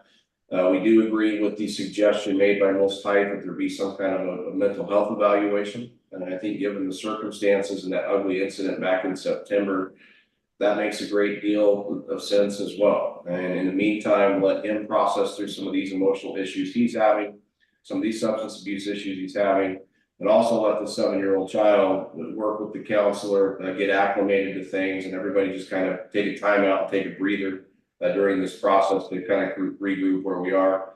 Let the counselor confer with Ms. Height. It doesn't appear that there's been any kind of communication between the child's counselor and the GAO. That needs to happen, and we can come back and revisit this in 2 months, I believe was a suggestion of the GAO. I think that's probably appropriate, and just see where everybody is at that time. So we are asking that you adopt the recommendation set forth in Ms. Height's report. Thank you. Ms. Dow? Your Honor, the incident that happened back in September was frightening for everybody, except the child who was not present, and according to the guardian ad litem, doesn't really know anything about it. That includes my client. That was not a pattern of behavior. The lines that Mr. Zandi is reading between come primarily from his client, and there is a dispute between these parents, not merely concern. Mr. Barnes' wife, Ashley Fias, has filed a declaration to the court that either contradicts or puts a lot of Ms. Swanson's allegations into context. It confirms her concern for her husband because the incident was so very far out of character. Most, if not all, of the criminal charges have been dropped. There's no protection order in place. As Ms. Height noted, this situation definitely does need further investigation, but she also noted that my client was taking Lexapro and stopped abruptly a couple of days before this incident happened. Probably contributed, might have even caused it. Add in alcohol and a high level of daily stress, things go wrong. All of those circumstances are actively being addressed. Mr. Barnes is participating in mental health services. We filed a very, very short summary from his counselor. I don't know if Ms. Height has received it yet, but we'll make sure that she does. He's providing regular clean UAs. I was surmising that he had been perhaps participating in Alcoholics Anonymous, but I don't know that for sure, and that may not be the case. He's working less. He has a good support system in his wife and in his family. I mean, they're all very involved in this. That takes us to the child, and I am concerned about some of the things that Ms. Height noted about this child. I mean, obviously everyone wants her to be safe, but just restricting her time with her father may not necessarily be the answer. The child's been working with her counselor for what seems to be quite a long time. She's still having shared time, equally shared time with both of her parents. Given the concerns that Ms. Height expressed about this child's ability to pick up on clues and either misinterpret them or misuse them, again, she's only 7 years old. She appears to be very precocious. The sort of radical change in parenting arrangements that Ms. Height was recommending, I mean, they're understandable, but they could just as easily create more stress for this little girl. Worse, it could be a really good breeding ground for misunderstanding and damage to this little girl's relationship with her father and her stepmother. I mean, she's going to see what's happened here. She's going to put it together, and probably adding 1 and 1, she's going to come up with 73, given what Ms. Height has said in her initial investigation. At this point, I mean, I understand we all want to keep this child safe. We all want to err on the side of caution. But my client he's not only under scrutiny, he's actively participating, actively cooperating with professional support, family support, which should keep things on an even keel until Ms. Height finishes her investigation. We're asking that the court maintain the status quo for now. And I just realized, reviewing this file quickly before the hearing, I may not have supplied my client with the final page of her recommendation. That I'm looking at a copy that wound up in my file, and it was missing the last page that had the recommendation for parenting class and for mental health evaluation. And Mr. Barnes and I have already discussed a parenting class. He's absolutely not opposed to completing something like that. And he's given me no reason to believe that he wouldn't be, perfectly willing to cooperate with whatever directions the court gives for mental health services.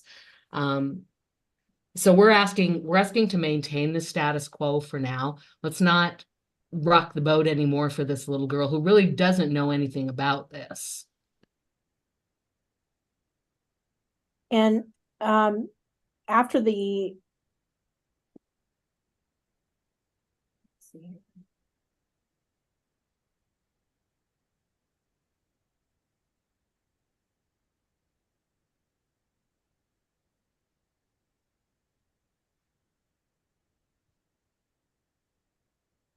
adequate cause, hold on, let me switch back here.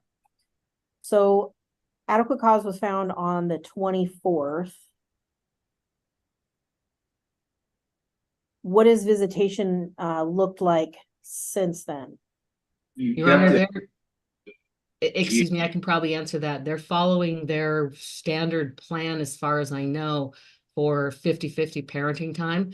There was a period of time when the criminal matter was being addressed that my client was not seeing his child on a regular basis, but they're back to their regular schedule, as far as I understand it. Well, that's part of the issue, is there is no regular schedule. This was the case where the school schedule died off when the child began after the preschool age, and that was one of the bases of adequate causes. Nobody really knew what the schedule was. There was nothing enforceable in that time frame. At the hearing a month ago or so, you asked about that, Your Honor. We gave input on that. Ms. Dow wasn't present at that point. Mr. Barnes is being represented by a different attorney then. Both sides commented on that, and basically you said, well, what is the pending schedule? Try to do what you've been doing, and we'll figure it out once we get input from the GAO. So that's first and foremost. Second of all, to that, to suggest that it's a one-off, it's not. If you go back in the history of this, you'll see that there's, in his last declaration that was filed about a year ago, he says, you know what, I don't drink alcohol. In fact, I don't even drink caffeine. We now know that wasn't truthful. We also know that there was issues between him and his wife at that point. There was an altercation in the Red Leaf parking lot. The child reports, and again, it's the credibility is certainly can be scrutinized here, but the child reported that there's issues at dad and stepmom's house. She reported that to the GAO. Again, to say and suggest, well, it's a one-off because his medication was bad and he had a bad reaction to consuming alcohol. Again, his father's the one that called law enforcement and said, and had apparently taken him in, thought he was poisoned by alcohol at one point because he was drinking so much. So again, to suggest that this is a one-off and this is something that just was a bad day, it's a heck of a bad day if that's the case. Again, normally SWAT team isn't called, and you're not telling the SWAT team in very graphic depiction time and time again to essentially do something to your genitals, which he did over and over again. I don't know if that's alcohol related. I don't know if that's mental health related. I don't know if that's financial stress related. We don't know if that was based on the relationship, but there's an impact. Thankfully, Adeline wasn't there, but Adeline's sibling Skylar was. Skylar was, again, privy to this. And when Adeline comes back and reports again to my client, prompting the counseling that she's now in, is extremely concerning. There's something going on there. Clearly, neither Mr. Barnes or his current wife have been honest with this court in the past, because everything that happened in September, which again was a very short period of time ago, was the very root cause of things that he denied barely a year ago and said, no, I don't consume any alcohol. I don't do any illicit drugs. When information provided at the time showed that he was taking another third party's Adderall or Ritalin or whatever the substance was. So again, the court file is complete with this. This was part of the argument based at the adequate cause hearing several weeks ago. We've tried to patch it together. We've done that. But you wanted ultimately more input from the GAL to see where we're going on this, and there's significant concern. It's not isolated to September. It goes back well prior to that. So that's where we are. And again, we've got a child who thankfully wasn't subjected to that in September. But look at her statements to the GAL about what happens at dad's house, where she takes butter knives and goes and locks herself in the room and tells them to quit fighting. This is an issue that has gone on and on and on. And to suggest it was just an isolated bad day in which has had a reaction to his medication Again, it's the same type of nonsense that we heard a year ago, which he's proven by his actions over the course of that just isn't true, and that's a concern. Where is the And- child currently? Which home is she in this week? She's with her father right now. They have been pursuing a week on, week off. This was dad's week, and that's where she is right now. You know, Your Honor, my client is not claiming that this was just a bad reaction to medication. This was a combination of circumstances, and he's owning it. But he's also addressing it. And I would, you know, encourage, Your Honor, I'm sure you've read Ms. Height's report. Take a real hard look at what she's saying about the way this child is managing what she sees and hears in both of her parents' households. My client is very concerned that if you make another abrupt change, she's going to, you know, take that smart, busy little brain. She's going to interpret it, who knows how. It's going to create more stress for her, and potentially be very damaging to her relationship with her father.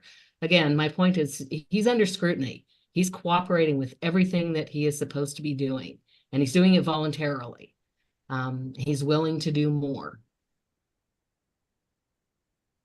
All right, thank you both. And Ms. Height, I'm going to ask you a quick question. She is, as you indicated, a very bright young child and very watchful and mindful about what's happening around her. So any concerns for you about what Ms. Dow is expressing concerns about, that another major change will cause her to overthink the issue, read into the issue, anything like that?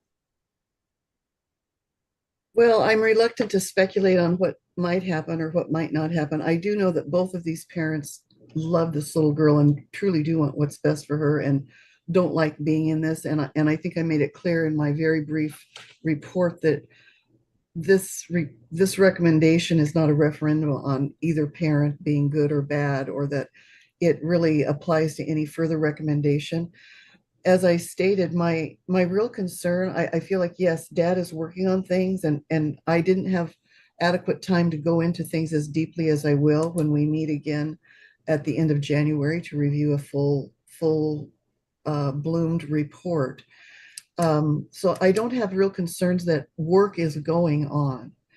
My real concern became that in nearly every discussion with nearly every, well, maybe every adult, including her teacher, and multiple times, including Adeline, that she has this stomach issue that is a mystery at this point. I think there might be some, as I said, I think there could be some real digestion problems, but I think it is a lot more than that.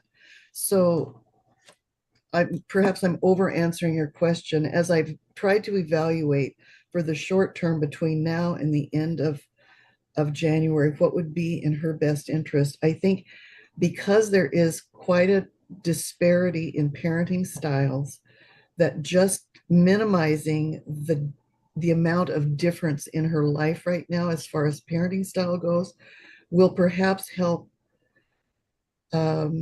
suss out what really is going on. She'll still be seeing her counselor. And I'm hoping, of course, to have more opportunities to investigate further in that. Whatever it is that's going on is affecting her negatively, and it is also providing her a way to do some things that are putting her in kind of a driver's seat. She has a tummy ache, and then she gets what she wants. This is not a healthy situation for this little gal. And then obviously, I mean, the story of hers that I quoted in my report about the butter knives, it was pretty obvious that she was growing that story as she was telling it. And that also is a way for her to gain some kind of control. So my recommendation is done cautiously, because I do believe Dad is doing the work. I know that he loves this child. I'm just trying to get as much calmness for her so that we could figure out what's really going on and maybe get over this, because this tummy ache issue has gone on now for months, maybe years. And that to me is as troubling a problem as the original problem with Dad. So Is that too much information, Your Honor? I went way over what you asked. No, I appreciate it, Ms. Height. Thank you very much. And it does, it puts a little bit a better perspective on it for me, and I appreciate that. Here's, so when is the normal, well, I know it's not normal, but the exchange, if it's Father's Week, would normally be on a Friday or a Sunday? It occurs Friday after school, at the school. Of course, we're going into vacation time now. So Okay, they've been trading off at Friday. One other quick point I would like to make and ask your honor to weigh in on is whatever your other decisions are today, I would ask you to remind the parents that they are not to discuss this in any way, shape, or form with her or within her earshot and so forth. I think that she, on purpose or inadvertently, has heard more from both households than she should have. And it's not too difficult for these parents to abide by that. Okay, I appreciate that. Thank you, Ms. Height.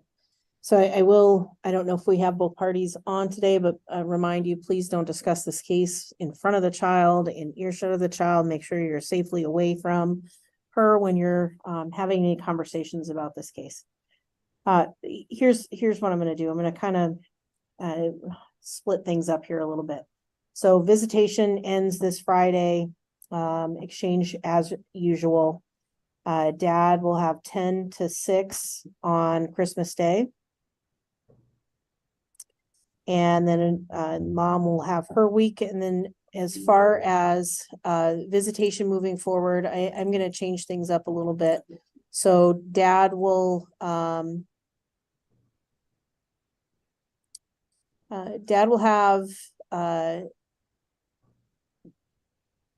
the 29th. So at 6 p.m. until Sunday, the 31st at 6 p.m. And then mom will have primary custody, and our next review is the 30th. So then dad will have the 5th at 6 p.m. until the 7th at 6 p.m. and then back to mom's house. And so dad will have basically weekends until the 30th. Yep, every weekend or every other weekend? Every weekend. Every weekend. If mom has some kind of plans for a weekend upcoming, and that can be accommodated, that would be great. Because I'm assuming if you're operating on a week on, week off, you may make plans based on that. And so if there is any upcoming plans on a weekend, please share that with your attorney so they can relay it to the other party, and we can adjust that. But basically that's where we're gonna sit there until we come back on the 30th of January at 1 p.m. Obviously, no alcohol consumption for dad in those restrictions. Same provisions, yes. 8 hours prior to and during any visitation, no illegal substances or alcohol consumption. Good. Very well. And then Your Honor, if I could ask one question, I don't know what my client's family plans are over Christmas, but is there any way we can make any accommodation for any plans that he may already have with the child, with his family? Well, his weekend ends on Friday, so I don't know if were there already plans. Your Honor, I don't know. We haven't had a chance to discuss that. I'm just thinking about when the kids go back to school. And unfortunately, I don't have any small children, so I don't know when their return to school date is, but I do know that families do get together in those times sometimes before the kids have to go back to school. why don't you ask Mr. Barnes, and I'll do the same with my client, and we can tweak those times if we need to, Ms. Dow. All right. Yeah, sure. We can If do the that. parties can work together, that's great. Like I said, if there's pre-planned things during this time frame, hopefully the parties can work together on that. Very well. And then presentation on January 5th. 8:45, that's fine. Or do we want to just put something together, Miss Dow, and then come back and present it on the 30th? Do we need a presentation? I don't believe so. I believe Mr. Zandy and I can probably work out so that the orders accurately reflect what the courts had to say here. If we don't, we could schedule a presentation perhaps. That's good. Okay, that works. Thank you. Okay, All right. I thank you, everybody. Good luck. thank you, Your Honor. All right, Anderson and Erickson, 233-0001508. That matter's ready, Your Honor. All right, and I see Miss Erickson present. And I'm trying to make a bottle. I'm sorry. okay. I have we were here last week and on the 12th, and I set this over 1 week to allow some information to be filed by Miss Erickson, and told her she needed to do that by the close of business on the 12th. Nothing has been filed. I filed things. What? Nothing's been filed. I filed things. I filed everything in there. I filed everything. How is that even possible? And so, Your Honor, just so you're aware of what How is that possible? I'm guessing what she filed. We did receive a mental health evaluation from May. It was the original one that I think that we were kind of aware of, but we hadn't seen. It was not collateralized. It's just Miss Erickson, her evaluation. There's no collateral contact with the GAL or my client or anything. It was the initial one that we hadn't seen, but the GAL said at the time, this is not collateralized. We need it collateralized. It was by that same contact that I had informed Miss Erickson that he would discuss it with her if she called him back. We did also get the hair follicle back. It was negative for everything, including Suboxone, which was really kind of shocking considering Miss Erickson claims that she's on 16 milligrams of Suboxone a day. So this is the second hair follicle that was negative for Suboxone as well. I believe Miss Erickson's argument was that her body's used to it, but that's not how it works. It still shows up. Buprenorphine still shows up in your hair. Unless there are those shampoos, I guess, that you can get to remove it, but they remove everything. So I am a bit concerned about that. At this point, I'd ask that either my parenting plans be entered as they are, the final orders, Ms. Erickson has received those, or that if we're going to do any sort of joint schedule, that my client maintain all decision-making ability, because there's been non-compliance the entire time. We had to go through so many contempts, so many things just to get here, that I am concerned that my client will be back in court next week, the week after, the week after. It's just not going to work. Miss Langford's here as well, the GAL. I know she's been discharged, but I'd ask the court to maybe weigh in with her. We've already had a trial on this. Miss Erickson has had every opportunity to get these things collateralized. This is not her first go round. She has had 3 other cases with other children where she was asked to get collateralized mental health evaluations. She didn't in those cases either. This is, there's only so much we can do. I've tried to be incredibly helpful. I called, her counselor. I said, this is what we need. He said, fine, have her call me. I told her, call him. He can help you out. To the best of my knowledge, I've received nothing that's collateralized. This is from May of this year. It's no changes. There's nothing that the court is very specific on. We want collateralized evaluation. You have to get this updated. It's easy. I just fear that nothing will be done as it should be. It'll all approximate something without going that extra level if we don't have my client have joint or sole decision making to everything. Madam Clerk, do you show anything filed? I don't have anything. I have things that were filed after the 12th, but those were all filed by Miss Winkles. Are you showing anything that was filed that hasn't been scanned in, or? Odyssey's loading. Hold on. I'm sorry, this is really odd. I filed them. I packed the baby up in the baby carrier and everything, and with my 4-year-old, we filed them. So there's nothing new in Odyssey unless maybe she filed it this morning. I put my whole entire life. Or if there were issues and it got rejected, but they would have called her. Yeah, and I followed a parenting plan too, which is odd. I did everything that I was supposed to. Well, I want to remind you, you Like, did I'm everything you shaking were right now. supposed to 2 months later than you were supposed to, but. I know, I'm sorry. I do apologize with that. I was behind. Well, that's part of the problem, Miss Erickson. I understand again how difficult this process is for somebody that's not represented. But we had a trial on this matter on the 26th of October. I gave you almost 2 months to get everything filed, and there's still absolutely nothing in the file. Absolutely nothing. And that doesn't work for me. I don't know how much more. May I say something? I'm talking, and when you keep interrupting sorry. me, I can't tell you how frustrating that is. I've had that conversation with you so many times. I don't interrupt you. Please don't interrupt me. Okay. I can't tell you how difficult it is understanding the difficulties of navigating this the judicial system for this case. I don't know how much more accommodating the court can be, frankly. We had a trial.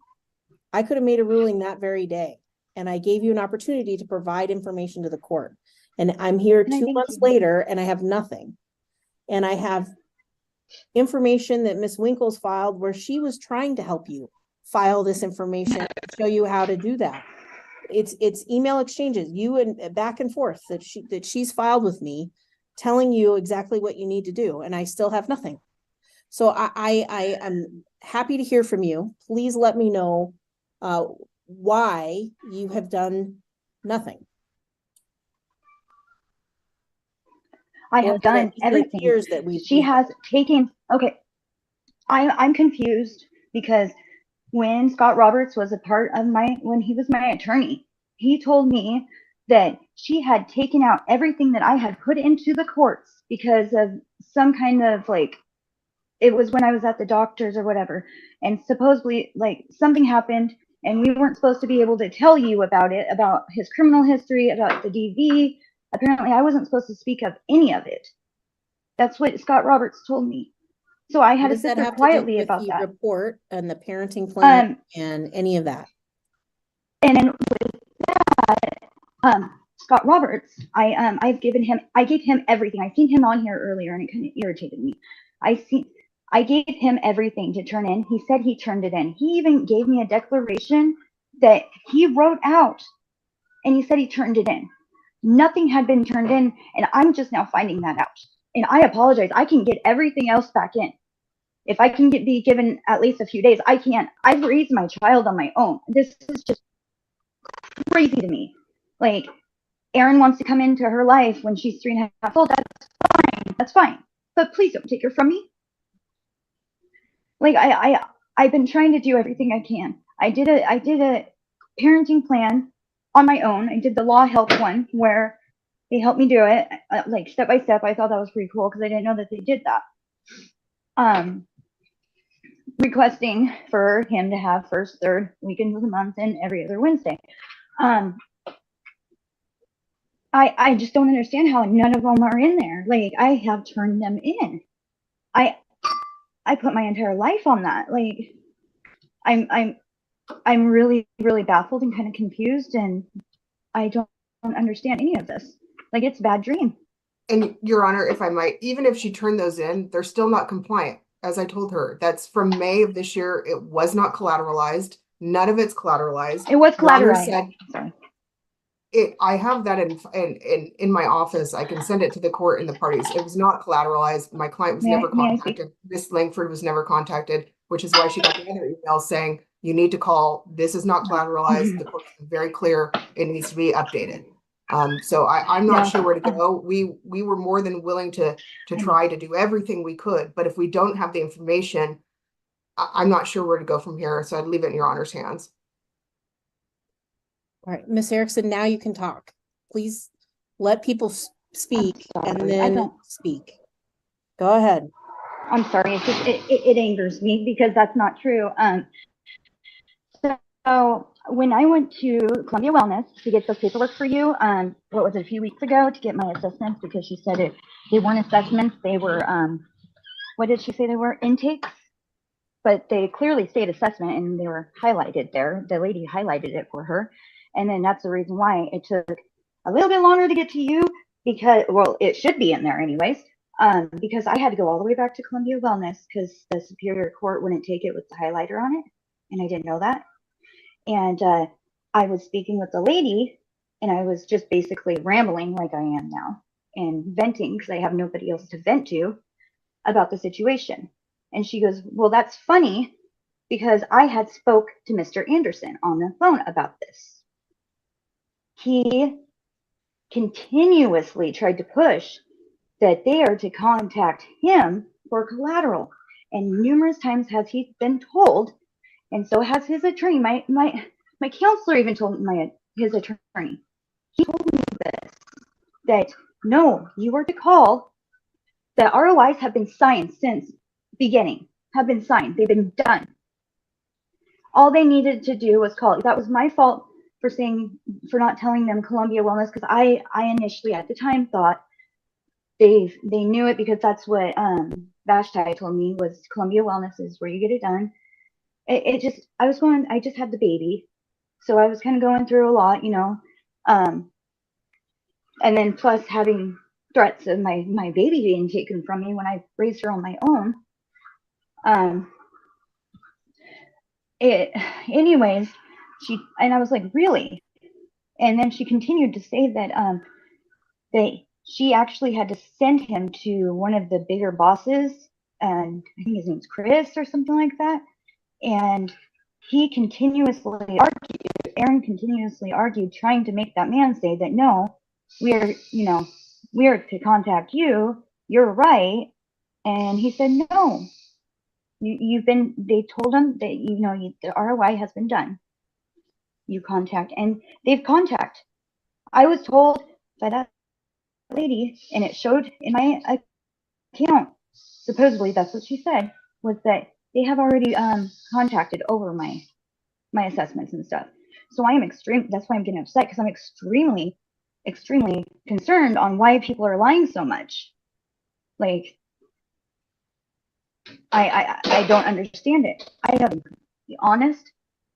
And then receiving something about my child's doctor when I had already in the beginning, even Vashti knows that she goes not to child and adolescent. Like, where did that come from? Like, all this stuff that they're throwing at me when there's not supposed to be abusive litigation, that's said on my protection order. It is stated by Mary Hahn, because that's exactly what he does. And that's why I'm upset. I'm trying to calm down. I'm sorry. This is what Aaron does.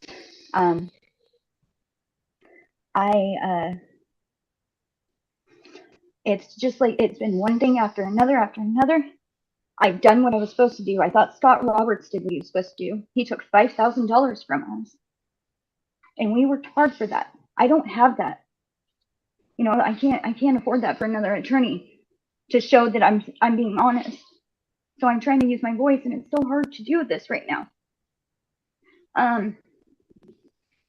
But everything that has came out from Ms. Winkle and Mr. Anderson is just completely baffling.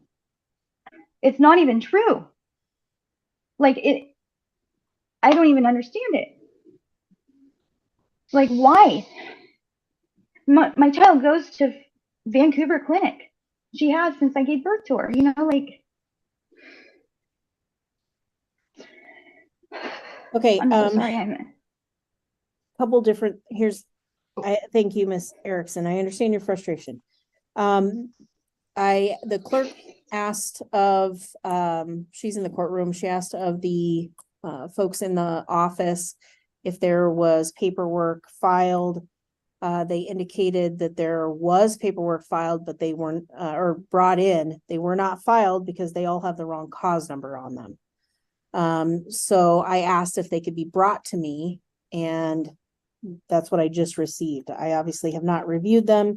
They all have the incorrect cause number on them, the parenting plan, and it looks like some healthcare records.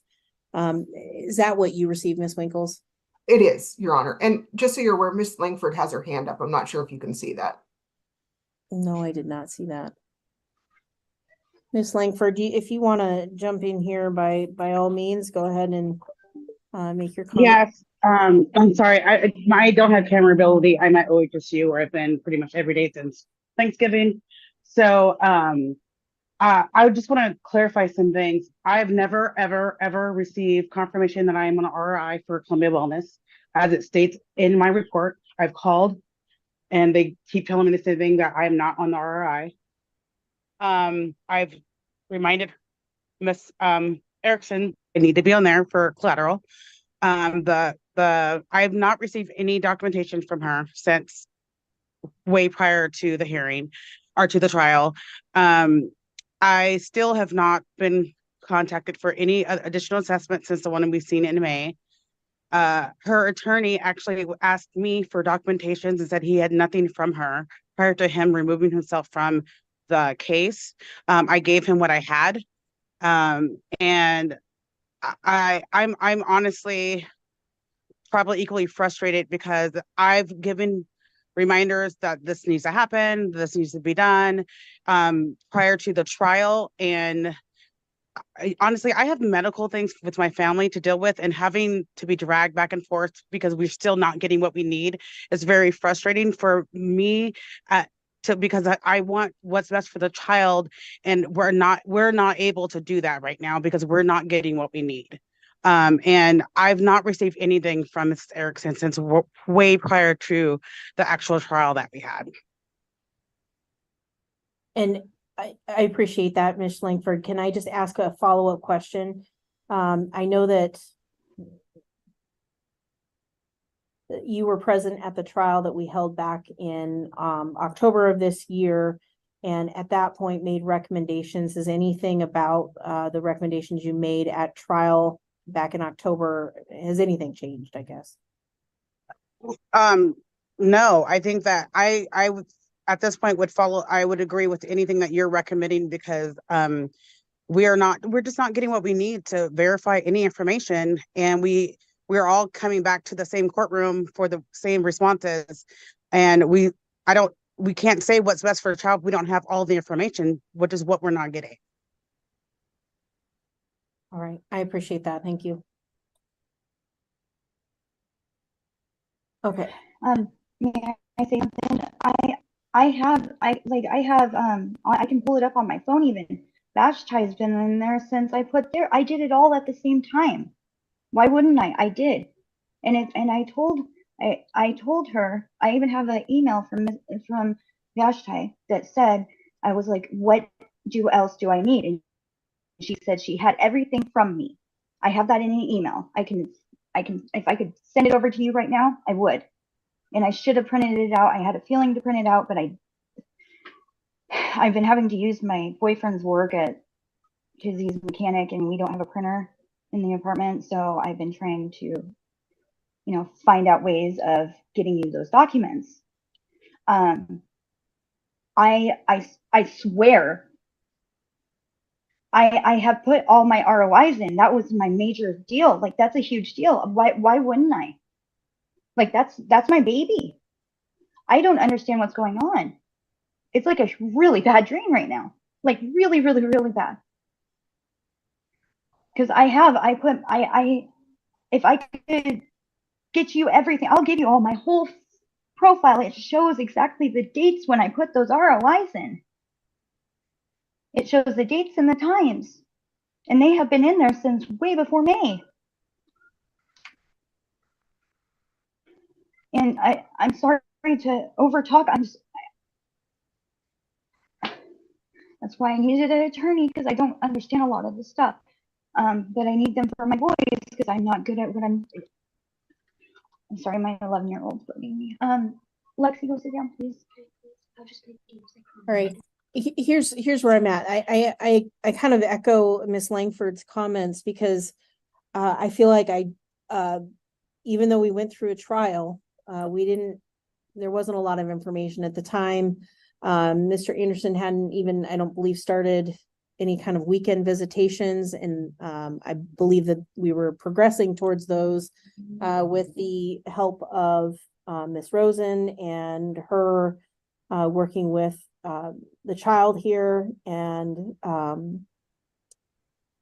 but at some point I feel, I do agree with Miss Erickson that this is kind of like a bad dream, because I feel like it's the same issues repeatedly over and over again. I'm reviewing my notes and I'm reviewing the minutes from the trial, and very specifically, there was a discussion with Miss Erickson that she needed to sign ROIs because those had not been done, and that the mental health evaluation that was done prior this year would not be appropriate because it was already at that point over 5 months old, and a new evaluation would need to be done that was collateralized. We've done nothing. So we haven't even been able to do that. I'm gonna be so complete. Sorry. I'm gonna be honest. I'm gonna talk. So I don't know if Miss Erickson just chose to zone out when the court was making the rulings back in October. I didn't hear But it. all of the, I'm muting you because you keep interrupting me. So please don't unmute unless it's your turn to speak. Very, very clearly in my notes, in the minutes, it was discussed that release of information need to be signed for all the parties so they can all be contacted for input. And it sounds like the only thing that she's done is the hair follicle, which is great. And I'm glad that that came back clean. I agree with Ms. Winkles. There is some concerns if she's claiming she's on a Suboxone program and it's not even showing that. That is a concern. That doesn't just, I get immune to a Suboxone, so it's not in my hair. That's not how that works.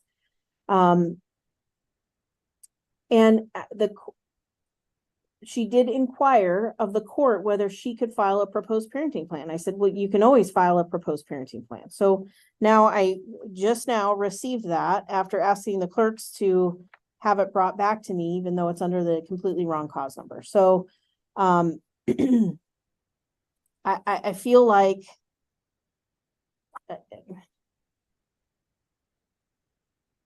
I'm extremely frustrated.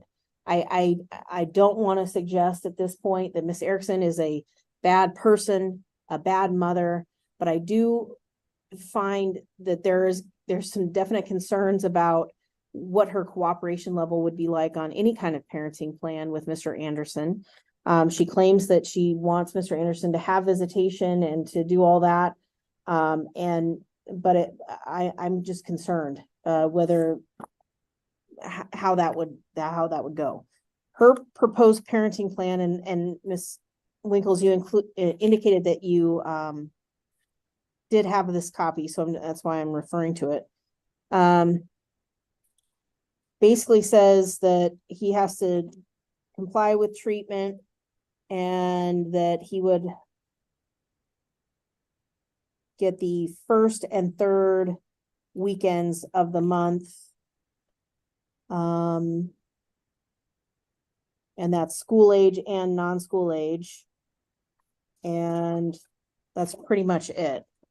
Your proposed parenting plan. I meant to put Wednesdays on there. I redid another one and it deleted completely. I'm sorry. Your proposed parenting plan basically has, it's the extreme in the other direction that, it is a phased in approach. It's an extreme until she gets the collateral mental health. And I believe it moves to more of what Your Honor was talking about in the trial, the 50-50, but without that collateralized mental health, we had it the extreme. We had two actually filed. we've had weekends with Dad. Yeah, yes, he's had overnights. I believe he just had the last weekend.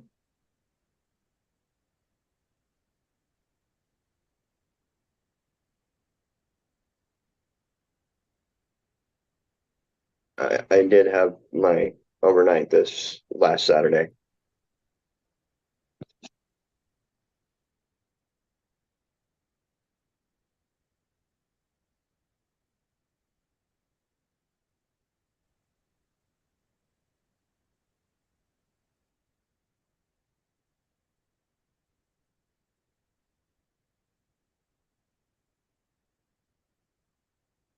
All right, so,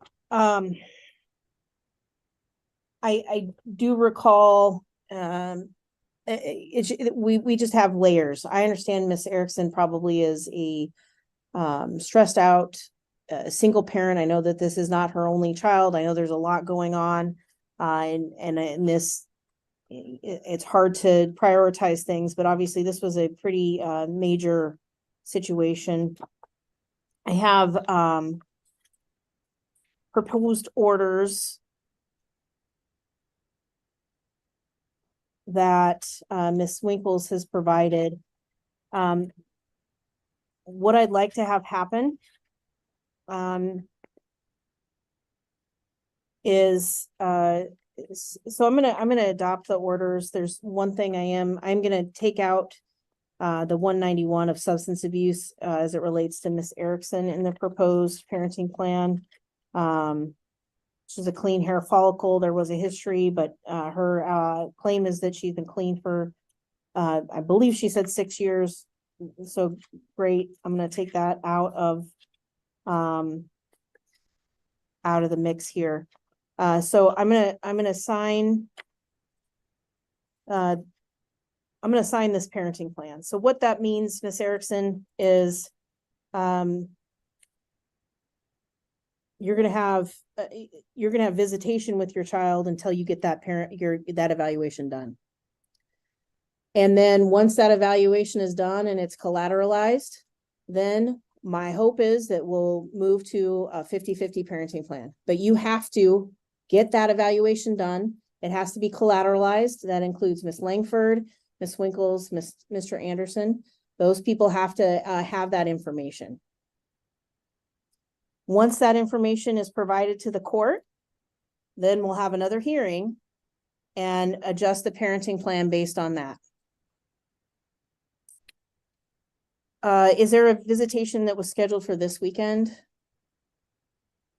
Or when was it? Was there another? We were going by Charlotte. We were going by Charlotte. Mr. Anderson, was there one for this weekend? We were waiting for what the court hearing was going, and Charlotte wanted me to contact her after the. All Ellie knows knows everything. You're hurting my child. I hope I'm not hurting your child, ma'am, but I can't. No, not you, not you, not you, not. I wasn't talking about you. I wasn't talking about you. I was because he was speaking, and I was just saying that because he never tried until I got pregnant. So it's like I raised my baby on my own. I'm not suggesting that you haven't put the work in, but there's concerns here that have been raised by multiple individuals. I really didn't hear the going on. There was a. I had the baby, and I was going through. I went through postpartum. I'm done at this point. I can't argue over the top of you. I've made it known in several court dates what's been requested of you. I've tried to give you ample opportunities to get that done. I, again, am not in any way indicating that you're a bad person or a bad mother, but there are things that the court's ordered that you've basically just ignored. So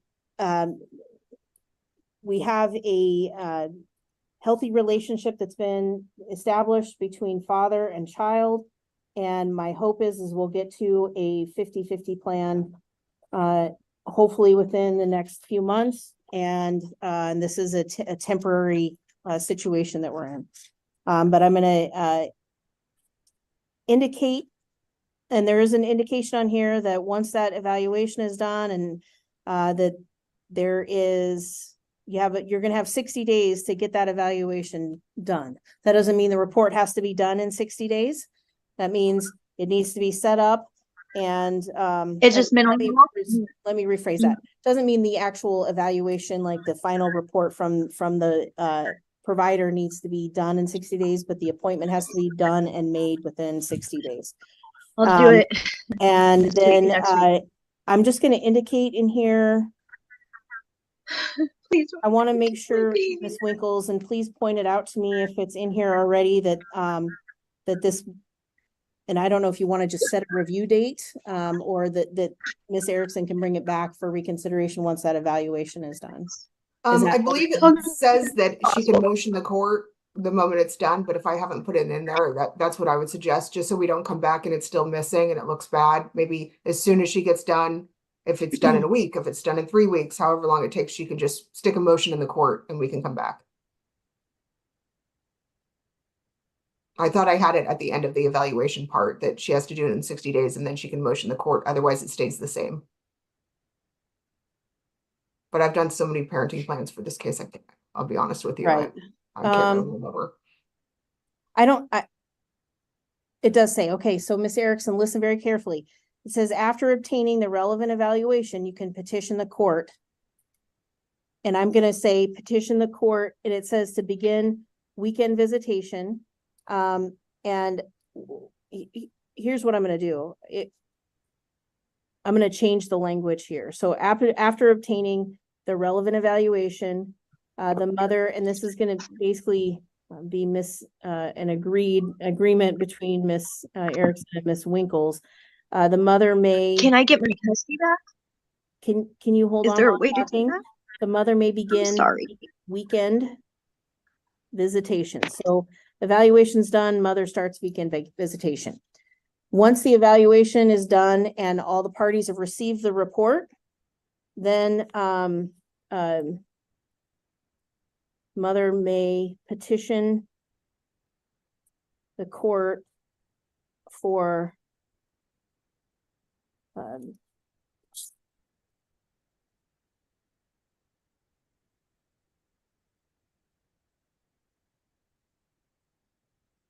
a change in the parenting plan without an adequate cause finding. So what that means is that once we have the evaluation, everybody's seen the evaluation and been able to weigh in on the evaluation, you come back to court and then we look at the parenting plan and decide what is best moving forward. Once we have that information. Once you've done the evaluation, your weekend visitation would start. Does that make sense? Okay.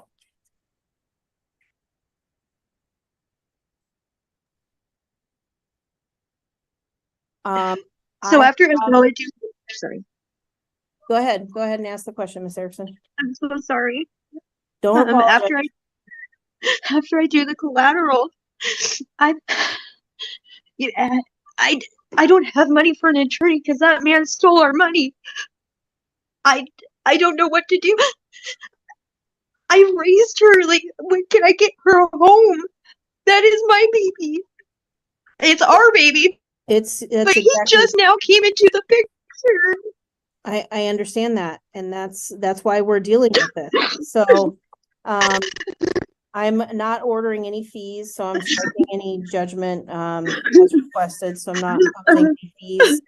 And okay, I'm gonna mute you again here, and we need to keep our record.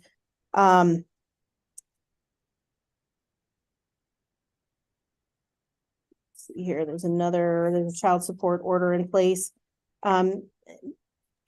Ms. Winkles, I'm going to table the child support order, and after 60 days, if there's nothing, then I'm going to enter the child support order. Is that fair?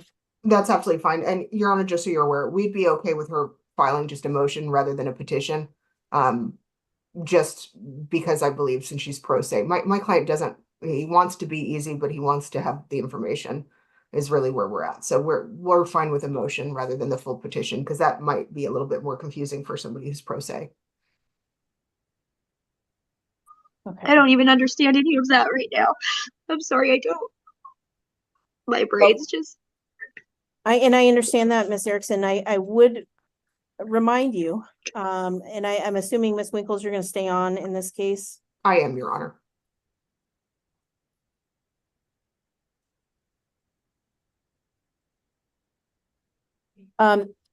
Everything that Ms. Winkles has filed that about your interactions have done nothing but indicate to at least me that she's trying to help both of you through this process. So if you have a question, based on what Ms. Winkles has indicated thus far, I think she would be willing to at least try to answer those questions for you. She can't obviously represent both of you. But I've changed that to may motion the court. So that means you just say, I need to have a hearing in front of the judge about my parenting plan. That's, and you come in and the clerk will help you and you file that.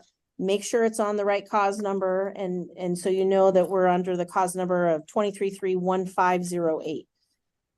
The child support orders, I am going to set aside. So I'm not ordering any child support at this point. After 60 days, Miss Erickson, I want you to be very clear. If you don't do anything after 60 days, then this is just going to be the order. Okay. Yeah, that's not good. That's not possible. And I'm going to make sure that I'll put 3 copies in. And if anybody takes it out, then I don't know what else to say. I'm glad to hear that. And again, once you get that process started, it sounds like Miss Winkles will help you ensure that everybody's on there, everybody's doing what they need to do. I can't trust her. I'm sorry. Okay, well then do it on your own, I guess. No, I need help. I don't know. I can't give you any legal advice. So from sitting on the bench, I can't give you legal advice. There is the Northwest Justice Project. There is Cowlitz County Legal Aid. I don't know where you reside. If you reside outside Cowlitz County, you can contact your local legal aid. But there are services available Mondays and from 12 starting mid-January, Mondays from noon to 2 p.m. There's a free attorney that's here at the courthouse that you can come and talk to. I'm sorry? Can I bring my little baby with me? Of course. Or is that? Yes, no, it's not in a courtroom. It's just in the lobby in a room off the lobby of the courthouse. So if you need to bring your children, of course, you can bring your children. We'll get all of this process started.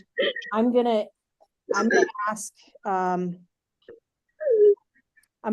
this be filed, your information be filed with a cover sheet with a proper cause number on it.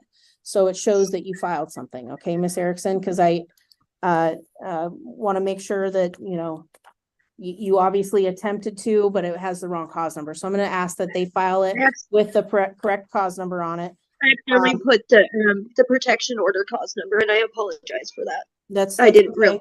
That's okay. I'm going to ask that, I don't know if, how am I going to see think her? Miss Rosen is probably going to need to, any counseling sessions that we can set up in the next week or two are probably appropriate. I would like the exchange to happen if at all possible. So Miss Erickson would exchange the child with Mr. Anderson on Sunday, the 24th, no later than there's a protection order. Can my dad do it? 6 p.m. Absolutely. Okay, so I want you to have some time on, and if you want to, if the parties agree to a later time on the 24th, that's fine, but the exchange on the 24th, so mom gets Christmas Eve and then dad will have Christmas Day, and then we're going from there, okay? Your Honor, I just want to say, if she needs help with things that I can help with, I'm totally willing to help her. But I can't help with everything, obviously, but I'm willing to help where I can. I asked you. Well, Miss Langford's indicating that she's willing to help you. I don't know. I understand you're frustrated, and I don't understand you don't like the court's decision, but it's time we need to get this sorted out, and you need to follow through with what the court requested of you 2 months ago. So that'll be the order of the court. If it needs to be brought back, any other get out of it. presentations, or if it needs to be before me, that'll have to be Fridays come the new year. All right. Thank you, Your Honor.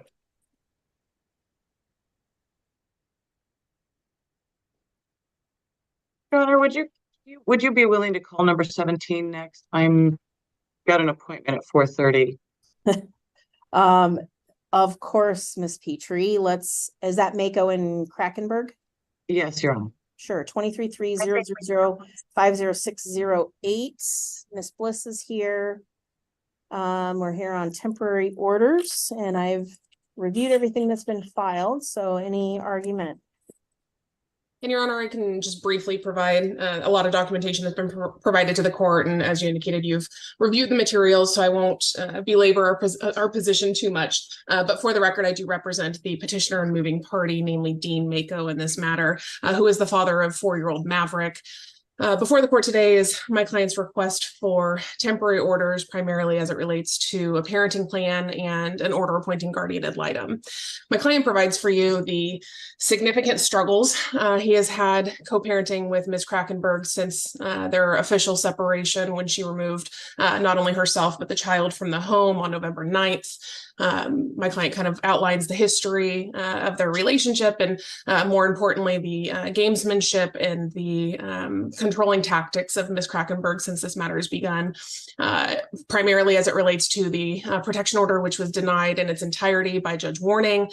In that hearing, he specifically cites to Ms. Krakenberg's credibility, the fact that she, her reasoning for a protection order was essentially a moving target.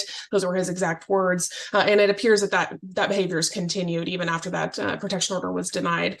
My client outlines for you the significant hurdles he has had to overcome with Ms. Krakenberg, which are still issues that are ongoing. Prior to my client's petition and motion being filed, he provides for the court significant email correspondence between Ms. Petrie and I attempting to establish some sort of visitation. Again, that protection order was dismissed and denied as of November 27th. As of the filing date, which was December 1st, no visitation had been established. I understand after the fact, some visits have occurred, but this is still an issue that needs court intervention. Primarily as it relates to, again, the moving target of concerns of Ms. Krakenberg. You can see in the email correspondence, she outlines several necessities that need to be satisfied prior to providing any visitation, which only further delayed the process. My client provides for you that upon removing the child and herself from his home, Ms. Krakenberg took everything of this child, all of his clothing, his toys, his bed, both car seats that the parties had, and then uses this as a basis to prevent him from having any contact. She says, you don't have any clothes, you don't have any beds, you don't have any toys, and you certainly don't have any car seats, all with coming with unclean hands at that point. So my client provides for you, he went and he purchased all new items to satisfy the requirements. Obviously, he also wants to keep the child safe and would not transport the child unsafe. But again, these are continued control tactics by Ms. Krakenberg to further withhold the child from my client with no basis. Also looking to the history of this case, my client provides for you that he has been involved in this child's upbringing every day of this child's life. The parties lived together for the entirety of this child's life prior to November 9th. My client provides that every day he came home, he played with the child, took care of the child, went to the majority of the child's medical appointments. He provides for you that while he could not attend every medical appointment, it's not uncommon in situations such as this where one party is the primary provider financially. That's not disputed by either party. My client was the breadwinner in the relationship. Obviously, it makes more sense financially for a mother who works a significantly less paying job to take time off of work to take this child to appointments. He provides for you that even in that scenario, every single major medical appointment this child had attended, he also attended. He also provides for you that he made frequent requests to attend via phone or via FaceTime in the event that he was unable to physically be present, most of which were denied by Ms. Krakenberg. So there's a significant power control situation here where Ms. Krakenberg, for all intents and purposes, believes this child is her child, and my client is just able to have some sort of contact with him at her whim. And that's very apparent by not only her filings, but her gamesmanship since this matter has begun. And even with the filing of this case, that behavior still hasn't changed. Again, the parties have had a couple visits. My client has had a couple visits, with the child since this matter has been filed. But it's all been under Ms. Krakenberg's thumb. She's required that there be a supervisor, despite ever having a basis for that. Again, her concerns primarily with the protection order were outright declined and dismissed by Judge Warning in that hearing. And even in her pleadings that she's provided for the court, she's failed to address any significant concerns, provide any substantiating statements towards these allegations. Looking to her proposed parenting plan, again, goes to show her her motives and intents in this case. She's asking the court to make various 191 findings, again, despite providing a shred of evidence that it's even appropriate. She's requiring that my client have supervised visitation. Again, no basis for this, and making several requests of the court and demands of my client, making allegations that he has undiagnosed mental illness. Again, nothing to substantiate those allegations. But what we do have for you is substantiating my client's concerns. Again, the gamesmanship of Ms. Krakenberg, the fact that she's removed this child not only from his home, his father, his grandfather, all of which he's lived with his entire life, has also removed this child from school and has failed to allow this child to continue going to school since the protection order was dismissed, and has further refused to allow him to go to wrestling and the things that this child is accustomed to doing. This behavior is very concerning. Not only is the child being uprooted from his other parent, but is being uprooted from his entire life that he's had for the last 4 years. So there are some significant concerns in this case. We are asking the court to appoint a guardian ad litem or a court visitor if you want some quicker turnaround time for a report. My client did not make the request in his parenting plan lightly. He acknowledges the fact that Ms. Krakenberg has provided some substantial care for the child during the relationship and obviously since separation. But there are some significant concerns regarding her behavior. Obviously, documentation was provided from the child's school to substantiate some aggressive and erratic behavior that everybody is experiencing right now. So my client is asking the court to adopt his temporary parenting plan, pending any sort of input from the guardian ad litem, pending further discovery in this case and or further hearings. We did not make a request for child support. Again, my client is the primary provider financially. And if the court does adopt our parenting plan, we don't believe it's necessary nor appropriate at this time to order Ms. Krakenberg to pay any sort of child support. If the court is inclined to go a different route and not make my client primary custodian, I would just note for the court that we have filed my client's pay stubs, W-2s, and obviously child support worksheets would need to be run using those. I will note that Ms. Krakenberg's worksheets do not include any taxes for my client, does not include any 401k or pension contributions, which are relevant and present in his pay stubs. It also doesn't include the fact that my client pays union dues and the like. So I do believe that new child support worksheets would need to be run depending on what your Honor's ruling is today. So I would ask to at least reserve on child support pending what you determine for the parenting plan, and then allow those worksheets to be presented at presentation. All right, thank you. Ms. Petrie. Thank you, Your Honor. I want to address a few statements presented by counsel first. She removed the child from his home. He's the one that decided to end the relationship back in February. And every single day he yelled at her, get out of my house, move out. When are you going to move? Every single day. And now he's trying to hold it against her that she actually followed his instructions. As far as her removing the child from school, he's 4. It's daycare. He's not starting kindergarten until next fall. Dad would know that if he was actually involved. As far as my client removing all the stuff from the house, she paid for it. They're not married. It's not community property. We are asserting that there's a CIR, but there's been no judicial determination as of yet. So as of right now, my client paid for all that stuff for the child. She got to keep it. The fact is, Dad never wanted the child. He told her he didn't want children from the very get-go. And I would object, that's not contained in any pleading. She had a child. He did not contribute. He did not participate. He did not pay for things other than daycare. She paid for diapers. She paid for all the whatever formula or food was needed. She paid for clothing, toys, books. He never paid for anything. When she tried to teach him how to change a diaper, he got grossed out and walked away. He's never once changed a diaper. The child is in potty training right now, but he still wears pull-ups. Dad's entire basis for his request lies solely on his assertions that she wouldn't let him participate in parenting. This couldn't be further from the truth. There were family vacations up the Olympic Peninsula that he refused to go on. Outings to OMSI that he refused to go on. He didn't want to participate. He claims that he should be the primary parent, but he shows nothing. He doesn't even list in his declaration the things he did to be a primary parent, except attend major medical appointments. And that was only at her insistence. As far as those three-way calls that counsel was referencing, she did try to bring him into those conference calls, and she would have to ask him to mute himself because he would continue carrying on conversations with other employees rather than listening to the doctor. So while he may have been there, he wasn't paying attention, and he certainly wasn't participating. He wasn't asking questions. He doesn't even suggest in his declaration that he should or has ever been the primary parent of Maverick, and yet names himself as primary parent in his proposed parenting plan. Fact of the matter is, it's impossible for him to be the primary parent because he works all the time. My client, her job was to take care of his dad. That's what she did for a living. Once the relationship was over and she lost those hours, she's lost her job. Removing a child from the daycare, she no longer lives there because he was insisting that she move out. So of course, she's going to remove him from the daycare and find another.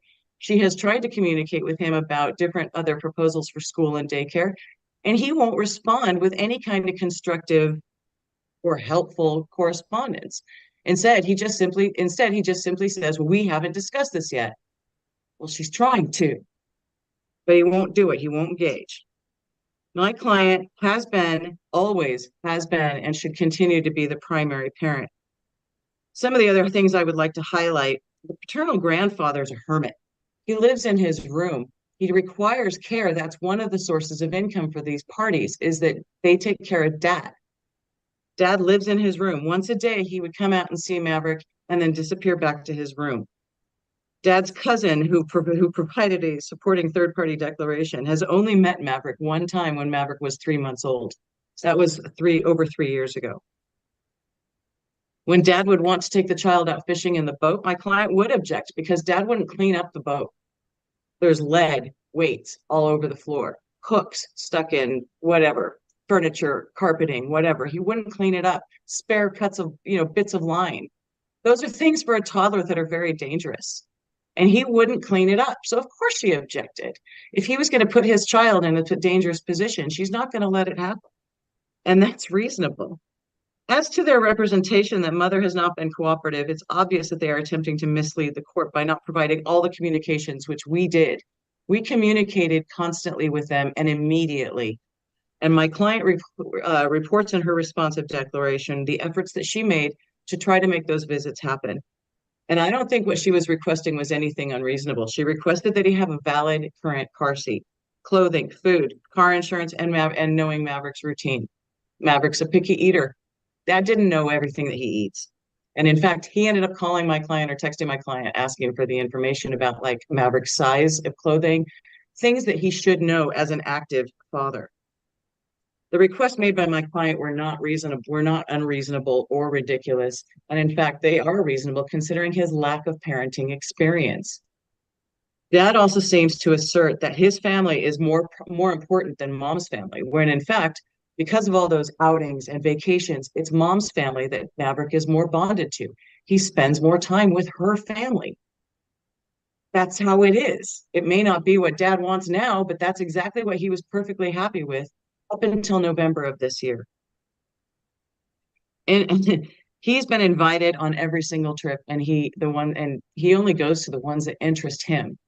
So Omzi, well, that's good for the kid, so the kid can learn, but he's not interested in going, so he doesn't go.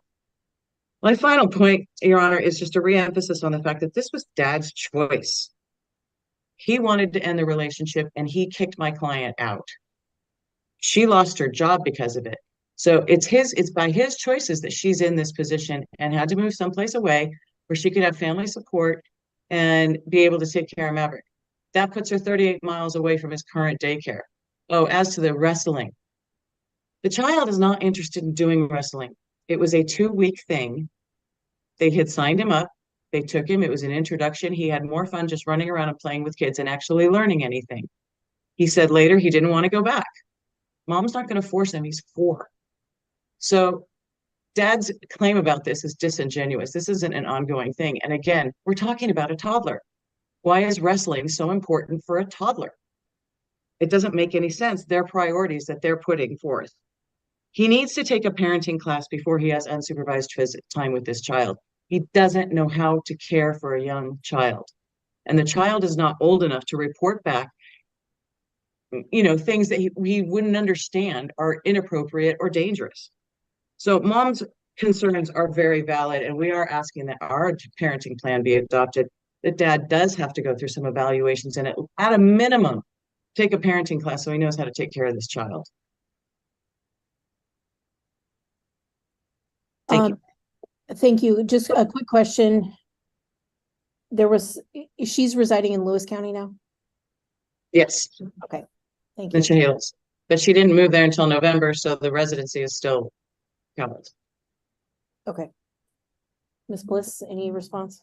Just briefly, Your Honor, and again, I urge you to consider the timeline of events. Contrary to counsel's arguments, my client did not kick Ms. Krakenberg out of the house. He provides for the court that while they separated in February, they continued residing together, continued sleeping in the same bed, all until November 9th, when she made the decision to leave upon no notice to my client, aside from him seeing the U-Haul truck pull up.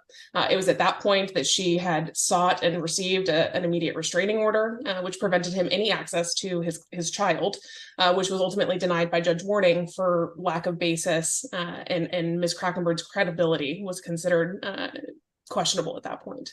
Again, I asked the court to consider her credibility here. Again, a lot of statements made by counsel simply are not supported by any evidence provided to the court or my client. There's a lot of discussion that he has no ability to care for this child. Nothing's ever been provided. He has the ability to care for the child and wishes to do so. My client provides for the court that he has worked with a big concern of Ms. Krakenberg was my client's work schedule. He's provided to the court that he has worked with his employers to modify his work schedule to accommodate his time with Maverick. He provides for the court that while he cares for his father, that's in home, even provided by Ms. Petrie, it's not denied. He provides for care for his father while in home. So this isn't a job that he has to leave the home, leave Maverick for. And it's frankly something both parties have done the entirety of this child's life. Going to counsel's point that Ms. Krakenberg lost her job, this is factually inaccurate and even provided by Ms. Krakenberg. She has a job at the school district and she has taken leave from work. She didn't lose her job. Objection, Your Honor. I was referencing the job associated with caring for the father, not the school district job. Okay. Nevertheless, she has a job. She has simply chosen to take a leave of absence, whether she stopped working to care for the father or not. She has employment. She's simply chosen not to work to keep the child in her primary care and avoid any potential chance that my client could see this child. And that's evident by her behavior. Again, removing this child from everything he's ever known, removing him from his father, his grandfather, his school. He is in preschool, and that is provided to the court. Daycare or not, preschool or not, this is a routine that is previously bent out of shape by Ms. Krakenberg, that my client needs to know his routine. Well, frankly, mother is removing that entire routine from this child's life. He's been removed from school, he's been removed from wrestling, and my client has been denied access to his child. Again, considering the timing of this matter was filed on December 1st. The documentation provided by Ms. Krakenberg were clearly timestamped after the date in which this was filed. Whether it was the same day or not, I simply cannot provide emails that have not occurred yet at the date of the filing. So I do want the court to consider that, consider the credibility of the parties. Ms. Krakenberg's has already been questioned by one judge in this county.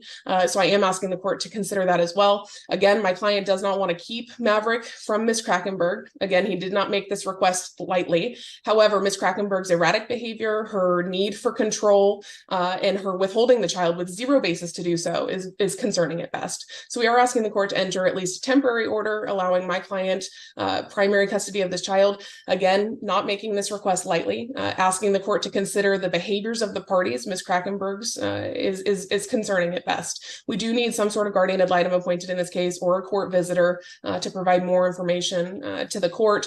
Again, I ask the court to consider not only the credibility, but the evidence that's been provided to you. A lot of the requests of Ms. Krakenberg simply fail to provide any evidence to substantiate her requests. Could I just say one last thing, Your Honor? Yes. Thank you. Just very, very quickly.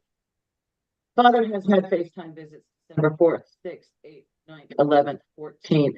Child had surgery on the 15th. And Father was well aware of this, and that's why they pulled him out of daycare, because he couldn't be around anybody for 2 weeks prior, so he could stay healthy. December 15th, lots of FaceTimes and calls, December 16th, 17th, and 18th. He also had in-person visits on December 1st and 2nd.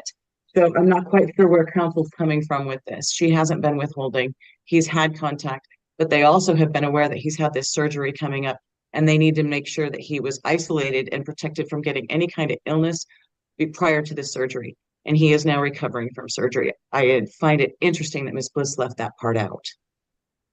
And again, Judge, my motion was filed prior to all of the visitation. So that is what I'm referring to with withholding, and that absolutely did occur. She was responded to the exact same day. All right. May I have the next three names on the list, Ms. Terry? They are Keith Lawrence, Heather Kell, and Sherry Evold. I would strike Mr. Lawrence. As would I. I'd prefer Heather Cole. That's fine with me. All right. Ms. Kell will be appointed to as a guardian ad litem in this case. I'm working off Ms. Petrie, just so you're aware, Ms. Bliss did provide an order appointing a guardian ad litem, so I'm just going to use that. It seems to be in its standard form. And added Ms. Kale's name to the front of that. Investigation would include all the standard duties and any issues related to parenting plan, and any other issues regarding the safety of the children. I'm going to set, well, there's dates that were already pre-populated. If these work for everyone, then we'll just keep them. The 30-day compliance review for January 23rd, the interim GAL for February 20th, and the final GAL for April 23rd. Do those dates work for you, Ms. Petrie? I believe so, Your Honor. We'll just keep all of those at 1 p.m.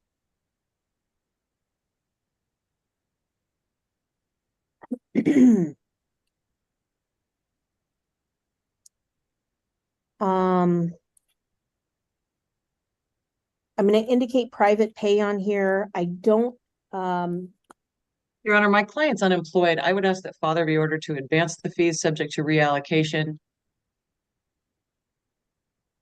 Or alternatively, you can put her at county pay and he at private pay.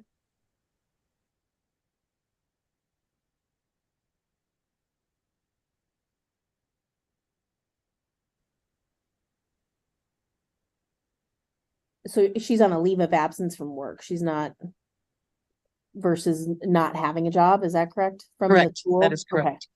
I just wanted to make sure. I'm not making a determination of support today because I don't believe I have enough information, but what I will do is and indicate 50% private pay petitioner, 50% respondent, and I'm going to indicate county paid to be reviewed, so that can be raised back, but we'll get the process started with county pay, and I'm going to sign that order. There is also was a temporary family law order that was provided by Ms. Bliss. It does indicate, really doesn't outline anything other than the order includes the listed child, that there's a parenting plan that's going to be filed separately, which will be filed separately, but it's going to be neither the ones that have been proposed, and that the GAL order. So I'm going to sign that temporary family law order. And Your Honor, I would just say in That's fine, section Your 5, I said no request was made for child support. Obviously, that issue has since been raised, so just ask that you reserve it. So number 5 instead, I'll just be to be determined. / reserved. Okay. As for parenting plan, I have in front of me dad's proposed, and then I'm also reviewing mom's proposed. Here's, I didn't look into, other than what was provided to the court, about the, protection order. I looked at the findings that were supplied as part of the documents. And, I didn't do any additional looking into that. I had access to it. I did not do that. What I can say is based on the information that's been provided, I don't know that there's any 191 factors that can be found. I understand that both parties are alleging 191 factors, so I'm just going to reserve on those for mom's alleging child abuse, neglect, emotional, physical problems, or abusive use of conflict. Dad's indicating abusive use of conflict and withholding the child. I'm not making any findings of those. Those can be reserved if the parties want to continue with those allegations or provide additional information. Based on that, I'm not making any limitations. I am going to order the dad take a parenting class, Love and Logic, or some other parenting class within the next 30 days and provide proof of that to that can be filed with the court and proof to the other party. I know that there is a request for an evaluation for mental health. I'm going to actually, I'm probably going to see here.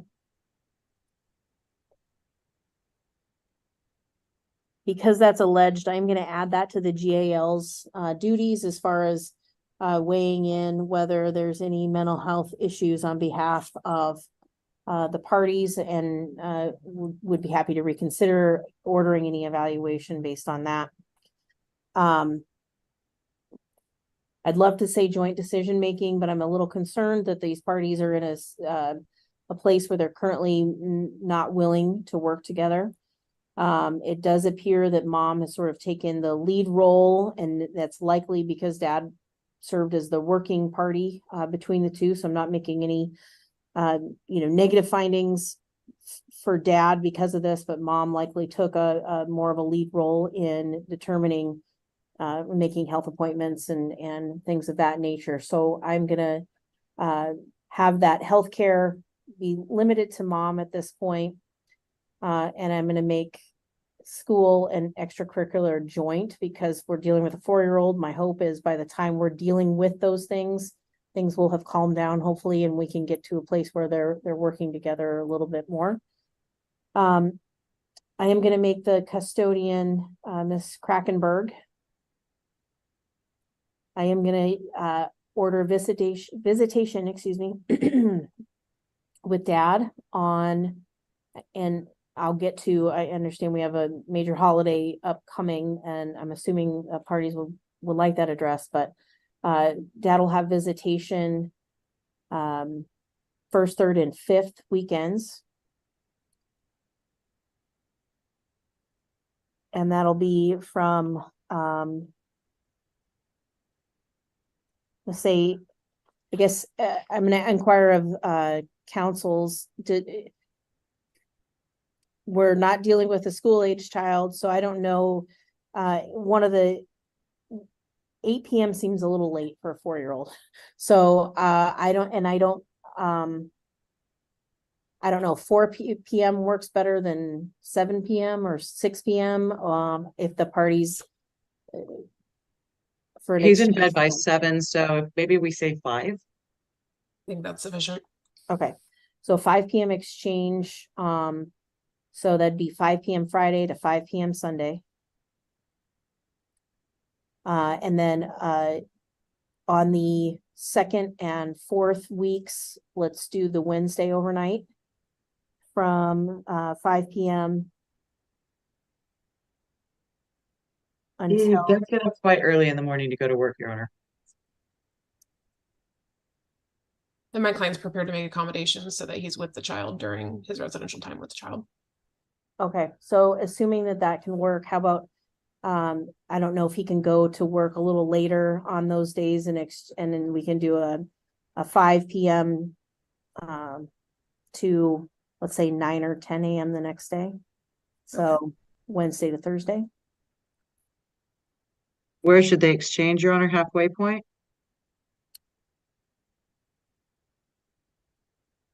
Yes, until we're in a school situation, I think that seems appropriate. I don't know, Ms. Bliss, if you or your client have discussed that or where that may be. I'm happy to just pull up the Google map and go that route.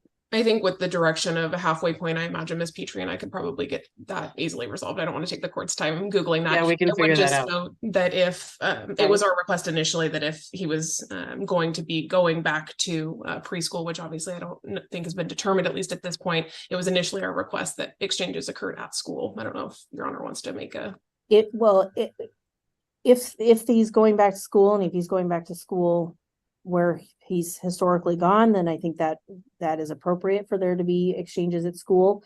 If his school is moving, then I think the halfway point is appropriate. Okay, very good. As far as Christmas goes, I would like to Oh, Your Honor, just so you know, the child is still recovering from surgery until the 29th.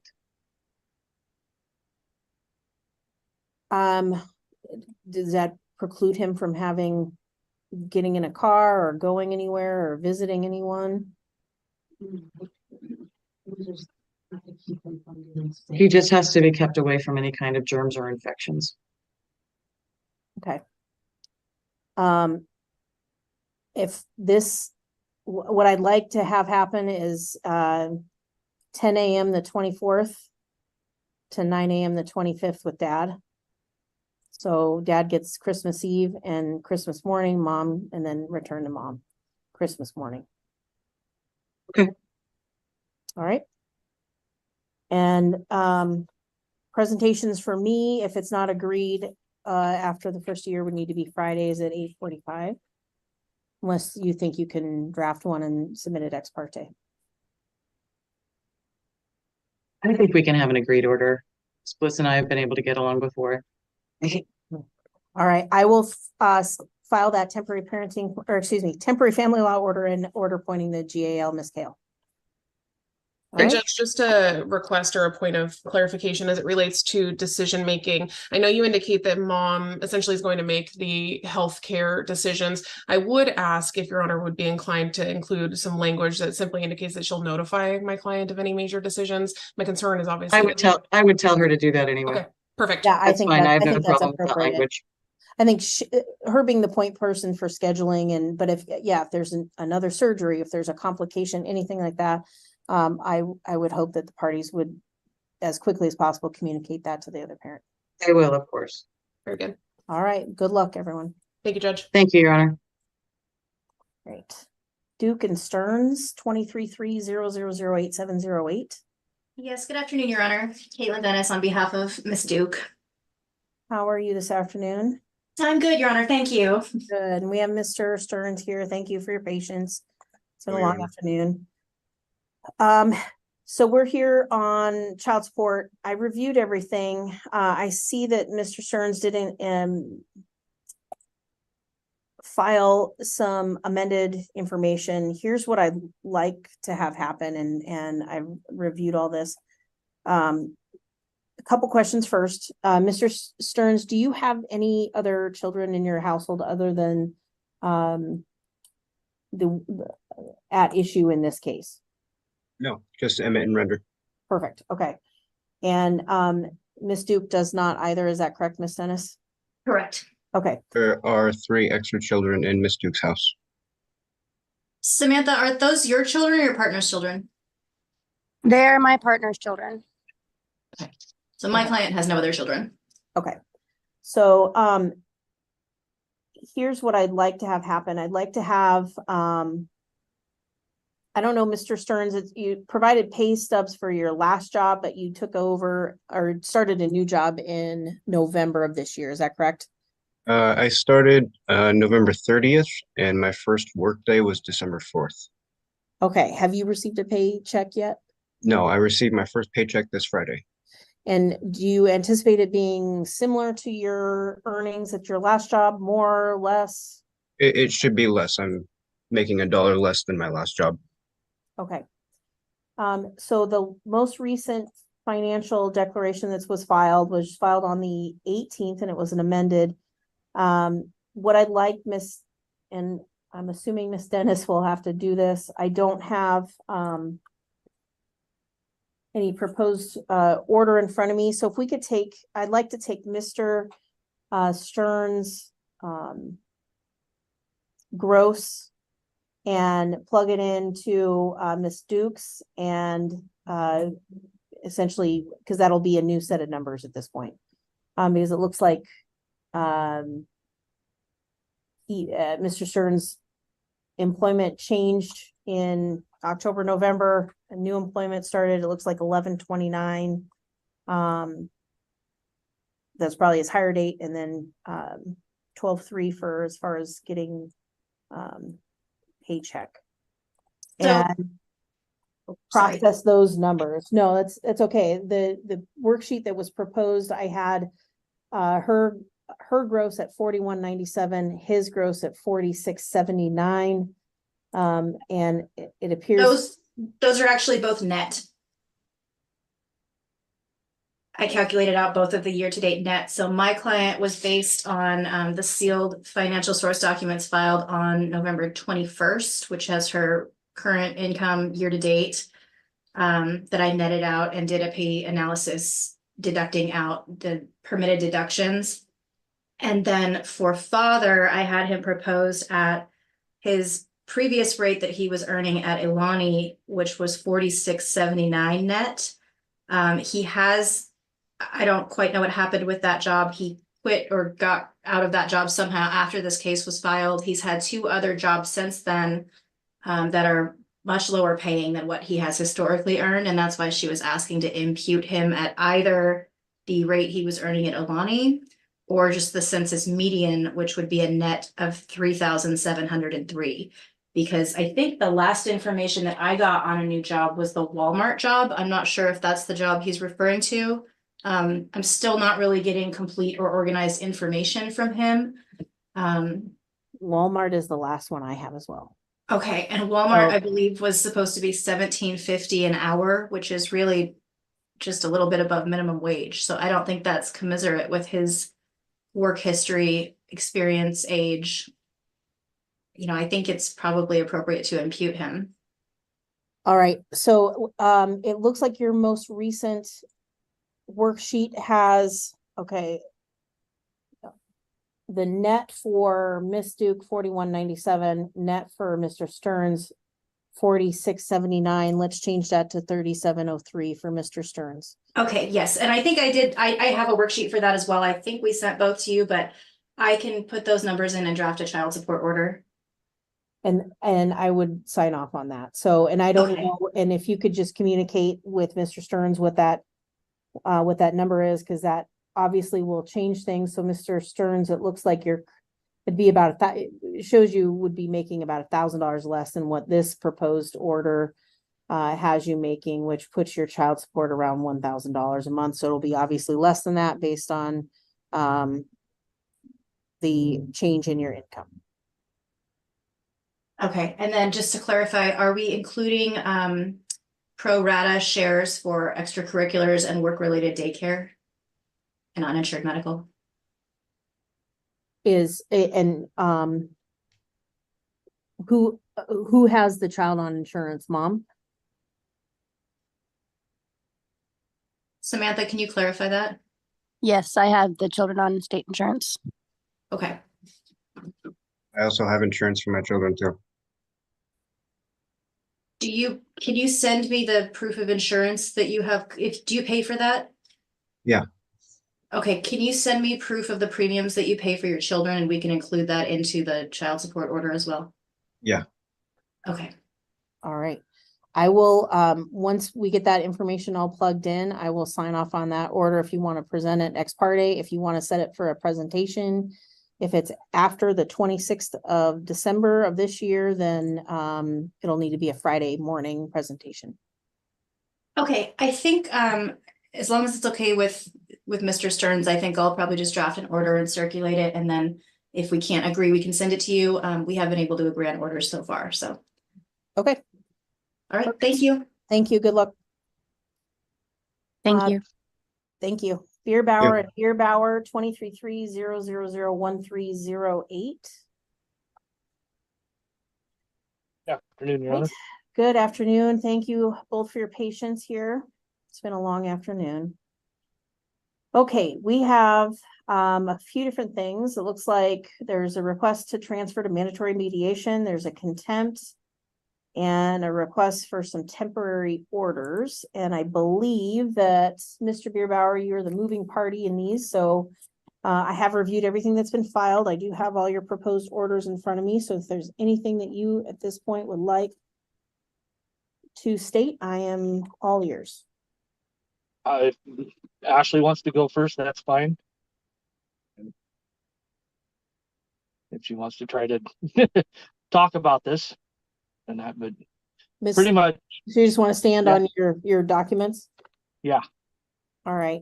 Ms. Bierbauer, any response to those requests? Yes, I turned in declarations yesterday. I was served with these papers last week for this court hearing because I don't have a lawyer, and I think he served my lawyers instead of me. So I did note, and because you're here, I kind of ignored it, and I apologize for interrupting you, but I did note that it looked like your attorney was served and right around the same time that they withdrew. You're here. I don't know when you got notice of this. I will tell you that I do see that your declaration made it in. I don't know, but I do want to inquire whether you feel you had ample time to respond because of the notice. Well, I wasn't able to get like my medical records to send to you that show that I do not have any drug or alcohol abuse in my history. I'm not on drugs. So that is a complete unbiased and slanderous comment. So I can get my records, but that takes time. And so I have been in contact with my doctor yesterday, but it of course goes through records and you have to take the time to get it from them. Okay. What I'm going to start with, the first thing I'm going to start with is there's a motion to transfer this case to mediation. Is that something that you're at all interested in? Because frankly, if you're willing to mediate, then I may not want to make a decision on any of these things and allow you to work with an independent third party to try to mediate this situation. If that's not something you're interested, then we'll move forward and deal with all these issues. Your Honor. Yes. I'd like this done and over with. I don't want my last name associated with her current boyfriend and his past and her. I want it done and over with. Well, you're the one who filed the motion to transfer to mediation. I was following what I was told to do, was that I had to file the mandatory mediation paperwork to start the process because of the time restraints. Or it's coming up on almost a year of court. And I've missed a lot of work for these court dates. Okay. Well, it's a dissolution with children involved. So there are certain steps that are required statutorily to take place. Mediation, it's either mediation or a mandatory settlement conference. One of those two are required before you can get a trial setting. Okay. So, and I know that the temporary parenting plan was only entered a couple months ago. Yes. One of the allegations is that since that's been entered, Ms. Bierbauer hasn't been taking part in those visitations. No, she hasn't. Which is the basis for the contempt that was filed. So, in either a mandatory settlement conference, or if you go to the private mediation that's available through, it's essentially a referral from us to mediation, you're able to essentially finalize this case if you come to an agreement. So I don't know, if you go to mediation, that's not scheduled through us. So that's independently, you're calling the mediation center, you're getting an appointment with them as quickly as you can, which in some cases they've been able to meet within days of calling. And they work with you, work through the process, and if they're able to resolve it, then they get finalized orders back to the court and it's done. If you do a mandatory settlement conference, that's a judicial officer, either a commissioner or a judge, that hears your case and tries to resolve the case. You can also do a binding settlement conference. This may be too much information, but that's basically where you go to a mediation type setting with a judicial officer and ultimately the judge makes a decision. So it's kind of a informal trial process that you try to mediate your way through and find agreements between the parties. So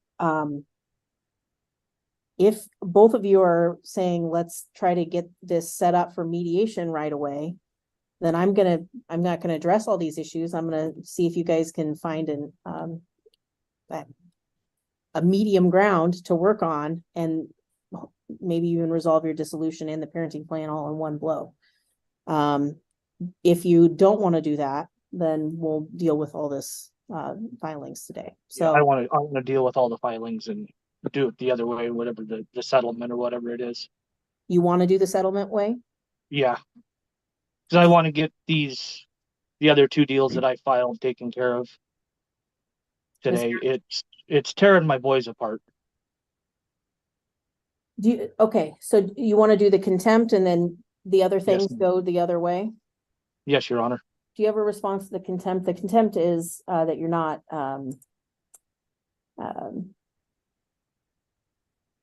sorry, I gotta pull up the right document here. That you've not picked them up for their scheduled visits on several weeks since that parenting plan, the temporary parenting plan, was entered back in September. Any response to that? Yes, I've put my declaration in. It's in my declaration. So I was involved in a rollover car wreck at the end of August.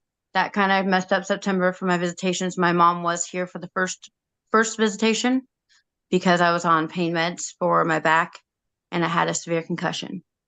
As far as the rest, I no longer have a vehicle. I was using my mom's. She moved to Montana in September. So without a vehicle that is running, I have not been able to go get the kids. I've told him, I've asked him to bring them to me. He will not. He says that is not in the paperwork, and that unless I come get them with a vehicle, that I cannot take the boys for my weekends. I have told him that, and he has continued to take my boys to the pickup point, which is detrimental to them. This is not okay. And he has pretty much makes them feel like I have forgot about them. Even when I gave him a heads up, I still don't have a vehicle. I have told him every time ahead of time, there's no reason he should show up and try to make me seem like a monster to my children. I call them every Wednesday. In September, I did miss some because I was recovering. Other than that, I call them every Wednesday. Even when Mason's too tired and goes to bed, I still talk to Hunter. We have a great conversation. And I'm always telling them how proud I am of them and what they're doing. And I ask what they're doing. I'm not being told about Christmas recitals or anything. So my kids are like, well, you didn't go, Mom. Yeah, I didn't know. And I was hoping there was another one and there wasn't. So I'm also not being incorporated into their lives to be there for them.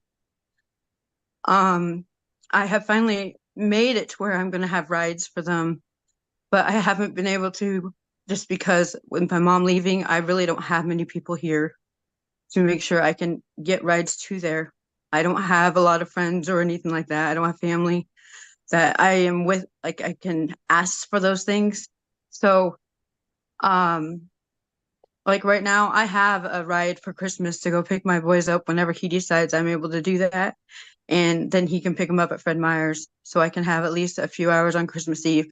But he wouldn't even give me a few hours on Hunter's birthday to bring them to me so I can spend time at Dairy Queen.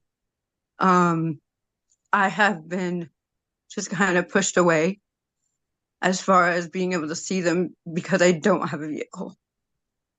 So I've been trying to just be able to find people, and I've finally been able to find a couple people that I feel secure with to drive down there to pick them up and actually get my time with them. But I'm always calling them on my Wednesday times to talk to them. I have not forgotten about them or made it seem like they're not a priority to me. They are. Again, I still don't have a vehicle, and that is something I'm still trying to reconcile to get done. But I definitely don't want my children taken away completely. All right, I thank you, Ms. Bierbauer. Ms. Height, you're here. I know that you were involved before the temporary plan was put in place. Is there any input that you have or would like to relay to the court?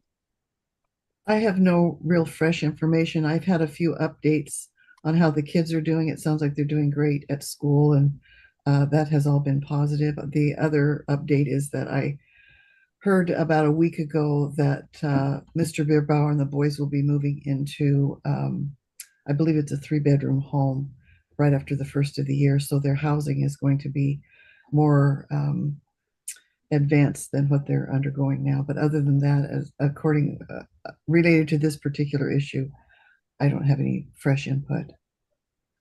Thank you, Ms. Height. I appreciate that. All right, in order to make a finding of contempt, the court has to find that there's a clear and willful and intentional violation of a direct court order. Your Honor, can I say something? Sure. On 12/13 of this month, Ashley told the boys that she was doing the Walmart deliveries again. And that's when she stated that she could not pick them up because she didn't have a vehicle. And to my understanding, in order to do the Walmart deliveries, you have to have a vehicle. And another thing is, she states she doesn't have the vehicle. I'm going to be honest with you. Both her and Derek were spotted today about 10 o'clock this morning at the 38th Avenue Walmart in a black Honda Civic. I saw them. My girlfriend was with me and my dad was with me. We were coming to Walmart. She has a vehicle and has had a vehicle all of these days that are stated. It is her choice to state that she does not have a vehicle. That is her excuse every time. And her calls on Wednesday nights, they last no longer than 15 minutes. And it states that the boys, where Mason did not want to talk to her, he didn't. He was not asleep. He did not want to talk to her because he had nothing to say to her. Hunter, same way. They do not ask me how mom is doing or to call them, to call her. So this is what it is the fact that they're not getting time with their mother is tearing me apart and them apart. That's why I'm doing it. It's her choice right now. It's not mine, and it is not my responsibility to drive my boys into Longview. It is her. It states in the parenting plan on, 12 on that she is the picking up parent. That makes it her responsibility to come down to Cathlamet. I cannot afford to drive into Longview twice a weekend. I drive a diesel pickup. Diesel is almost $5 a gallon. And I work, so on a Friday night, I would have to get off work at 2:30, 3 o'clock, drive all the way down to Cathlamet, pick my boys up, turn around when they don't get home till 4 o'clock because they ride the school bus, pick them up and turn and beat back into Longview by 5 o'clock. That's making 6 trips in one day to Longview. I can't afford that, Your Honor. I'm taking care of my boys. My boys are my number one priority right now.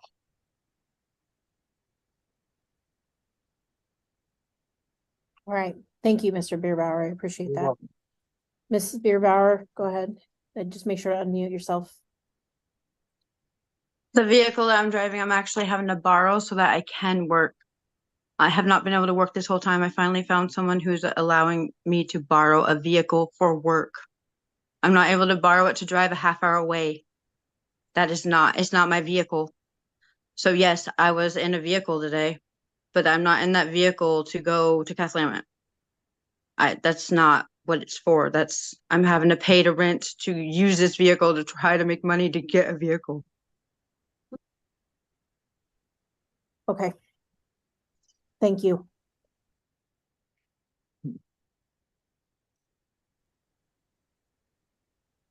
This is clearly a difficult situation. I think finances and the distance is obviously a concern, frankly, for both parties.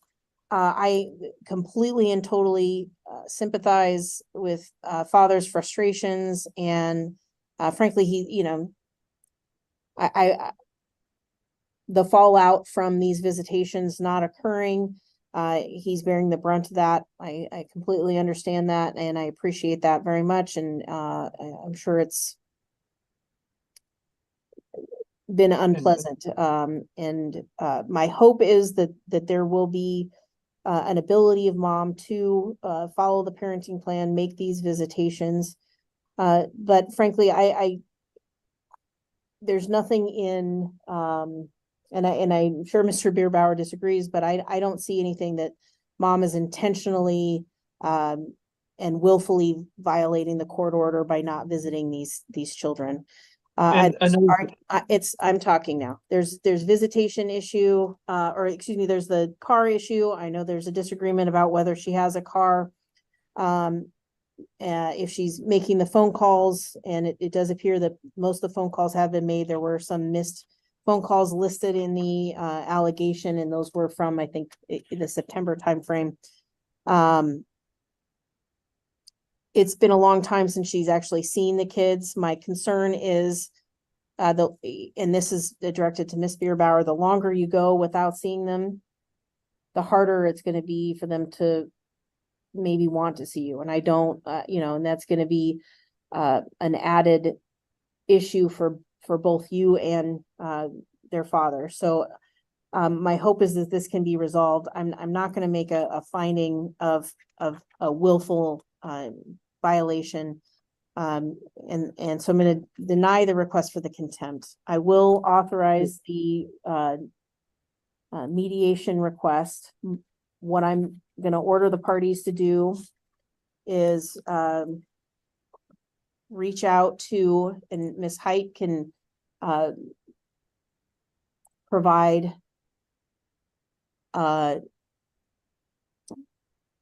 some information or assistance in this, but reach out to the mediation clinic. My understanding is that turnaround time on that can be very quick. So that's something that you could get scheduled potentially for next week or the week after. They're more than willing to work around work schedules and accommodate that thing. So I know that Mr. Bierbauer, that's a concern for you. Your Honor. But it sounds to me, my understanding is they could probably get you in relatively quick and start working on a resolution. If you aren't able to come to a resolution, then unfortunately you're back here. So Mr. Bierbauer, go ahead. I can't remember what date it was, but she did state to the boys that she has no home. She was couch surfing with people, and that she had lost her home, her job, and her mom, because her mom moved to Montana, which I understand. So there's that. And I'm also going to bring something up here. It was about 2 weeks ago. I was assaulted by her boyfriend in the Walmart parking lot. She showed up unannounced in front of my vehicle at the 38th Avenue Walmart parking lot. And I politely said, "It is not your weekend. You did not contact me. You need to leave." And then her boyfriend, Derek Williams, decided to get very aggressive with me and come at me. And I was like, "I'm not going to deal with you. I don't want to deal with this." I had my boys get back in the truck. I was standing on the step of my truck, and he come up and he assaulted me by slamming the door of my pickup into me in front of my children. And not once did she say not to do it to him because the boys were there. She looked at him and said, no, do not do this because you do not need to go back to jail. She never once mentioned the boys. And my girlfriend was standing right there and witnessed it all happen. And that is referenced in another deal of the case number. Is there a criminal? I do not want my pending? children around him. Well, What was that? I asked if there was a criminal charge or if the law enforcement was contacted. Yes, I pressed charges against him and I got a case number and I think it's listed in the other document. Okay. I will remind the parties, especially Ms. Bierbauer, the children, are not to have any contact with Derek Williams. He's not to be present at any visitation that you have, any interactions that you have. He's not to be around the children, period. And that's part of the parenting plan that was entered back in September. So even if you showed up for a scheduled visitation and Mr. Williams was there, it would be, frankly, probably Mr. Bierbauer would be able to deny that visitation because Mr. Williams was there with you. I don't know why that was entered. I don't recall the history. I was not the judicial officer that entered that that parenting plan, but clearly there's a reason for that. So that's already a part of the record at this point and part of the order that's in place. So Mr. Williams is not to be around those children, period. Okay. And it sounds like Ms. Height, I swear I saw her nodding her head that she would be willing to help get you in contact with the mediation, point you in the right direction there. And like I said, they're happy to accommodate work schedules and try to set up something. I know sometimes they even do what we call after hours mediation if that's what's necessary. So I will happily. They're very accommodating, Your Honor, and I would also pleasantly let both parties know they have a sliding fee schedule and are very accommodating as far as fees go as well. So I think that could probably be a really good way to get to a resolution on this case. So please reach out to Ms. Height if you have any questions about that. There's the clerk's office also has information about how to contact them. I'm going to sign the order transferring the case to mandatory mediation, and I really wish you both the best of luck. Thank you, Your Honor. Thank you. Thank you, Your Honor.